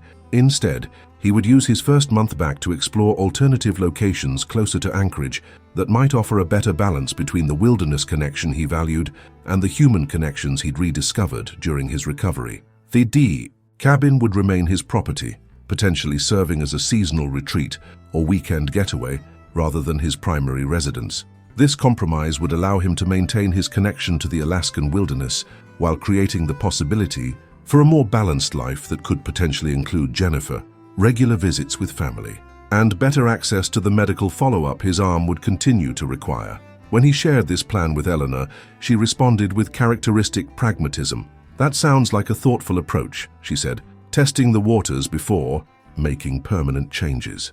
You don't seem surprised, James observed. Eleanor smiled. I've watched you evolving these past months, Jamie. The isolation that appealed to you after your divorce doesn't seem to fit the person you've become, but I also know how much Alaska means to you. This compromise honors both the past and the potential future. With his decision made, James replied to Officer Chen, confirming that he would indeed be returning to Alaska in April, though his long-term plans had evolved. He thanked her for the ongoing updates about the bear and expressed interest in the offered briefing upon his return. The final months of his time in Portland passed quickly. James continued strengthening his relationship with Jennifer, both of them navigating the reality that April would bring significant change regardless of their long-term potential. They discussed possibilities for the future, her visiting Alaska during summer breaks from her work, him spending winters in Portland, eventual job changes or relocations that might allow them to be together more permanently. But they also acknowledged the uncertainty, agreeing to remain open to how things might unfold rather than forcing definitive plans prematurely. Dr. Franklin declared James's medical recovery complete at his final appointment in late March, though he would need to continue his exercise regimen indefinitely to maintain function in his injured arm. "You've made remarkable progress," the doctor noted, "far better than I initially anticipated, particularly given the severity of the original injuries." "Thank my physical therapist," James replied, "and my mother for making sure I never missed an appointment or exercise session." "I'll miss our sessions," Diane said at their final physical therapy appointment. "You've been one of my most dedicated patients." "I had good motivation," James told her. "Getting back to Alaska required getting back as much function as possible." "And how do you feel about the outcome?" she asked, always attentive to the psychological aspects of recovery as well as the physical ones. James considered the question. "Seriously, I've accepted that my arm will never be exactly the same as it was. There are things I can't do as well or as easily as before, but I've also discovered I can adapt to those limitations in ways I wouldn't have imagined 7 months." "That's exactly the attitude that's made your recovery so successful," Diane said approvingly. "Acceptance without resignation, adaptation without limitation." As April approached, James made his final preparations for returning to Alaska. He'd booked a flight to Anchorage for the 10th and arranged for Tom to pick him up from the airport and drive him to Pine Creek for an initial visit to his cabin. His larger plan involved staying there for a week to assess its condition and retrieve personal items, then relocating to a short-term rental near Anchorage while he explored more permanent housing options in the area. The night before his departure, Eleanor hosted a small going-away dinner with Kate, who had flown in from California for the occasion, and Jennifer. The mood was bittersweet, a celebration of his recovery and return to independence tinged with the sadness of impending separation. "To James," Kate said, raising her glass in a toast, "who fought a bear and lived to tell the tale. And to those who helped him recover," James added, looking around the table at the 3 women who had supported him through the most challenging experience of his life. Later, as he and Jennifer took a final walk around Eleanor's neighborhood under a clear spring sky, they spoke of their plans to maintain their connection despite the distance. "I've already requested time off in July," Jennifer reminded him. 2 full weeks to visit you in Alaska, wherever you end up settling. "And I'll be back in Portland for at least a week in September," James added. "Maybe longer if my housing situation allows it." They had deliberately avoided making promises beyond these immediate plans, acknowledging that long-distance relationships required both commitment and flexibility. James had seen enough of life to know that no future was guaranteed, but he also believed deeply that what they had built together was worth the effort to preserve and nurture. The morning of his departure arrived with unexpected emotional weight. As Eleanor drove him to the airport, James found himself viewing the familiar Portland streets with new appreciation. The city had been merely a way station in his mind when he arrived 8 months earlier, a place of recovery rather than residence. Now it held memories, connections and possibilities he hadn't anticipated. "You'll call when you land?" Eleanor asked as they approached the airport, her voice carefully controlled, but her concern evident. "Of course," James assured her, "and I'll be back to visit before you know it." "I'm holding you to that," she said, pulling into the departure drop-off area. "I've gotten used to having you around again." Their goodbye was brief but emotional, with promises of regular calls and updates. James entered the terminal with a curious mix of excitement and melancholy, eager to return to the wilderness he loved, but aware of all he was leaving behind. The flight to Anchorage passed uneventfully, giving James ample time to contemplate the journey ahead. As the plane began its descent, he gazed out the window at the snow-capped mountains and vast forests below. The landscape stirred something primal in him, a sense of belonging and longing that had drawn him to Alaska in the first place. Yet now that feeling was tempered by a new awareness of his vulnerability in this magnificent but unforgiving environment. Tom Blackwell was waiting at the arrivals area, his weathered face breaking into a grin when he spotted James. "There he is," Tom called, striding forward to shake James's hand. "The man who stared down a brown bear and lived to tell about it." "I wouldn't say I stared it down so much as got mauled by it," James replied with a self-deprecating smile, embracing his neighbor with his good arm. Tom stepped back, eyes tracking to the visible scars on James's left forearm where his sleeve had ridden up. "Battle scars," he said with a nod of respect. "How's it working these days?" "Better than the doctors initially thought," James replied as they headed toward the parking area. "About 70% of what it was before. Good enough for most things, though I've had to adapt certain tasks." Tom nodded, leading the way to his battered pickup truck. "Your mum taking good care of you all those months?" "The best," James T. confirmed. "I wouldn't have recovered as well without her help." As they drove out of Anchorage and into the countryside, the familiar landscape brought a flood of emotions for James. The highway eventually gave way to smaller roads, and finally, to the bumpy access road that led to the Pine Creek cabins. When Tom's truck rounded the final bend and James's cabin came into view, he felt a tightness in his chest, a complex mixture of homecoming joy and apprehension. The cabin looked much as he had left it, though Tom had clearly been maintaining the exterior. The small porch had been swept clear of debris, and the woodpile at the side was neatly stacked and covered. It seemed smaller than James remembered, more vulnerable against the backdrop of the vast wilderness surrounding it. "Kept everything running," Tom said as they pulled up in front. "Generators good, plumbing works, chased off a couple of raccoons that were eyeing your roof as prime real estate, but otherwise, no unwanted visitors." "I can't thank you enough, Tom," James said sincerely as they unloaded his bags. "I wouldn't still have a cabin to come back to if not for you." Inside, the cabin smelled of wood and the faint mustiness of a place that had been closed up for months, but otherwise it was exactly as James remembered. His sparse furnishings, his bookshelves, his small desk with the view of the forest, all waiting patiently for his return. Tom had even placed a vase of newly cut pine branches on the kitchen table, a simple but thoughtful welcome home gesture. "I'll leave you to get settled," Tom said after helping bring in the last of James's bags. "Come over for dinner tonight." "Nothing fancy, just some venison stew I've got simmering." "I'd like that," James agreed. "Around 6. After Tom left, James stood in the center of his cabin, taking it all in. The silence was profound after months in Portland, broken only by the occasional call of a bird outside or the soft creaking of the cabin's wooden structure. He moved slowly through the space, reacquainting himself with the home he'd built, running his fingers along the familiar surfaces. In the bathroom, he caught sight of himself in the mirror and paused. He looked different from the man who had left this cabin for a routine trash run nearly a year ago. The physical changes were obvious: the scars on his arm, the slight asymmetry in how he held himself to accommodate his lingering limitations. But the changes went deeper than that. His eyes held a different quality now, a hard-earned wisdom perhaps, or simply the knowledge of how quickly life could change. James unpacked methodically, organizing his belongings and re-establishing his presence in the space. As he worked, he found himself making mental notes of modifications he might need: lever handles for doors, different arrangements for commonly used items to accommodate his weaker left arm, better external lighting for safety. By late afternoon, he felt settled enough to venture outside. The April air was crisp but not bitingly cold, with the first hints of spring evident in the tender green buds appearing on some of the trees. James walked the perimeter of his property, reacquainting himself with the boundaries of his small human outpost in the wilderness.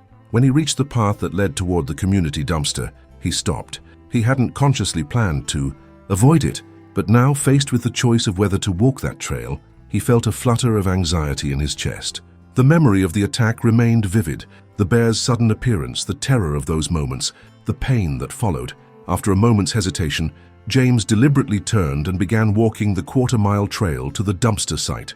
He moved cautiously, making noise as he went, a precaution he now understood was vital rather than optional in bear country. As he approached the clearing, his heart rate accelerated, and he found himself scanning the tree line constantly, hyper-aware of every sound and movement. The dumpster itself looked different, newer, more robust, with a properly functioning bear-resistant locking mechanism. The area around it had been cleared more widely, providing better visibility from all approaches. These were sensible safety improvements, presumably implemented after his attack. James stood at the edge of the clearing, looking at the spot where he had fallen, where the bear's teeth had shattered the bones in his arm, where he had truly believed he might die. There was nothing to mark the location, no memorial, no sign, no visible reminder of the violence that had occurred there. Nature had reclaimed the space, erasing the physical evidence of those terrifying moments. Yet standing there, James felt the weight of the memory, the phantom sensation of pain in his arm increasing as his mind replayed fragments of the attack. He took several deep breaths, reminding himself that he was safe, that the bear was far away in the mountains to the north, that lightning rarely struck twice in the same place. After several minutes, he turned and walked back to his cabin, feeling both shaken and oddly liberated by the confrontation with the site of his trauma. It was just a clearing in the woods now, not the scene of nightmares his mind had sometimes transformed it into during the difficult early days of his recovery. By dinner, at Tom's cabin that evening, was a simple but enjoyable affair. Tom was not a man of many words, but he was a good listener, and James found himself sharing details of his recovery and his evolving plans for the future. "So you're thinking of not staying here permanently?" Tom asked, as they sat with cups of coffee after the meal. "Not immediately, at least," James confirmed. "I'm going to look at some properties closer to Anchorage, still with wilderness access, but not quite so isolated. The medical follow-up for my arm will be easier from there, and it would make visits from family and friends more feasible." Tom nodded thoughtfully. "Makes sense. Pine Creek's not for everyone, even before tangling with a bear. It's a hard life, out here sometimes." "It gave me exactly what I needed when I first arrived," James said, "but I'm not the same person who moved here 5 years ago. My priorities have shifted." "Because of the attack?" Tom asked directly. James considered this. "Partly, but also because of what happened during my recovery. Reconnecting with family, meeting Jennifer, I realized that the isolation I thought I wanted was actually a form of hiding. I came here running away from something rather than towards something. And now I think I'm ready to find a middle path, not returning to city life completely, but not isolating myself either. Keeping one foot in the wilderness I love, but maintaining the connections that sustain me in different ways." Tom raised his coffee cup in a small salute.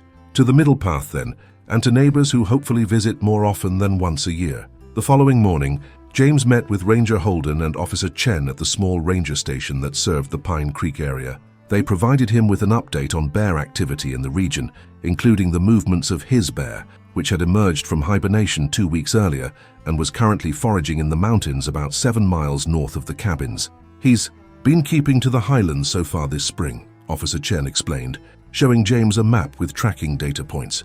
"Plenty of early vegetation and small prey up there, so he hasn't had any reason to venture near human settlements. The repairs to the community dumpster have made a significant difference," Ranger Holden added. "We've had much less wildlife activity around the trash disposal areas since the new locks were installed."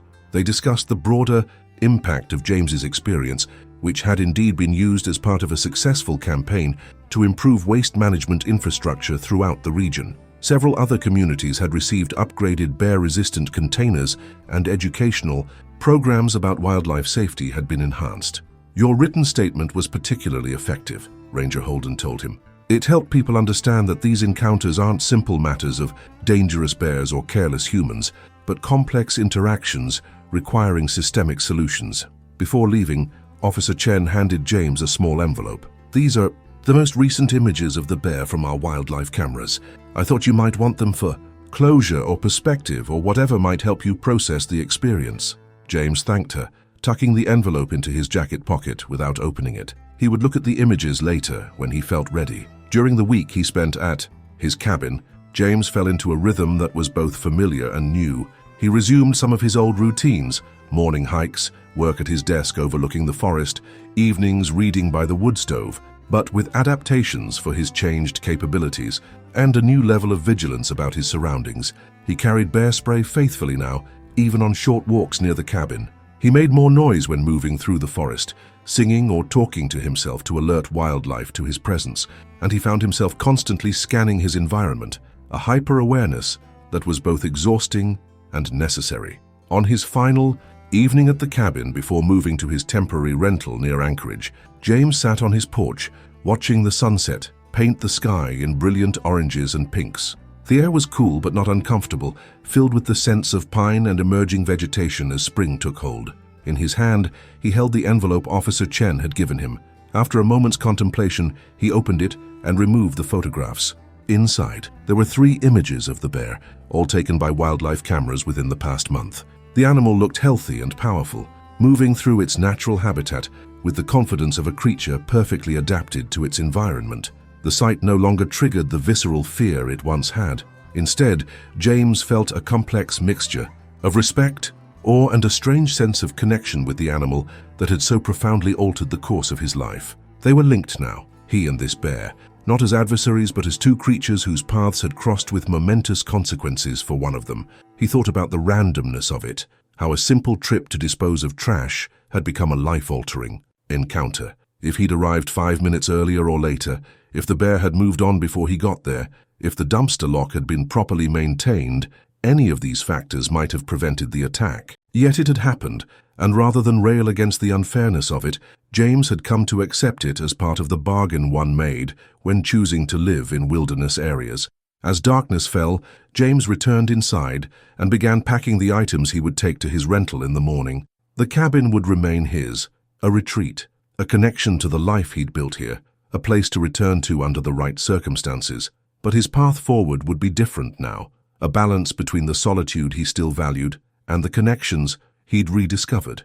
Looking around the small, sturdy space that had sheltered him for 5 years, James felt grateful rather than regretful. The cabin had given him what he needed during a difficult period of his life, and the bear, for all the trauma and pain it had caused, had ultimately pushed him toward a more integrated existence, one that honored both his love of wilderness and his need for human connection. The scars on his body would always remain, tangible reminders of his vulnerability in the face of nature's power. But they were also emblems of survival, of adaptation, of the human capacity to find meaning in suffering and to forge new paths forward when old ones were disrupted. Tomorrow he would begin the next chapter of his Alaskan life, different from what he had planned a year ago, but perhaps better aligned with who he had become. And miles away in the mountains to the north, the bear that had changed everything for him would continue its own journey, oblivious to its role in a human story, simply being what nature had designed it to be, powerful, wild, and free.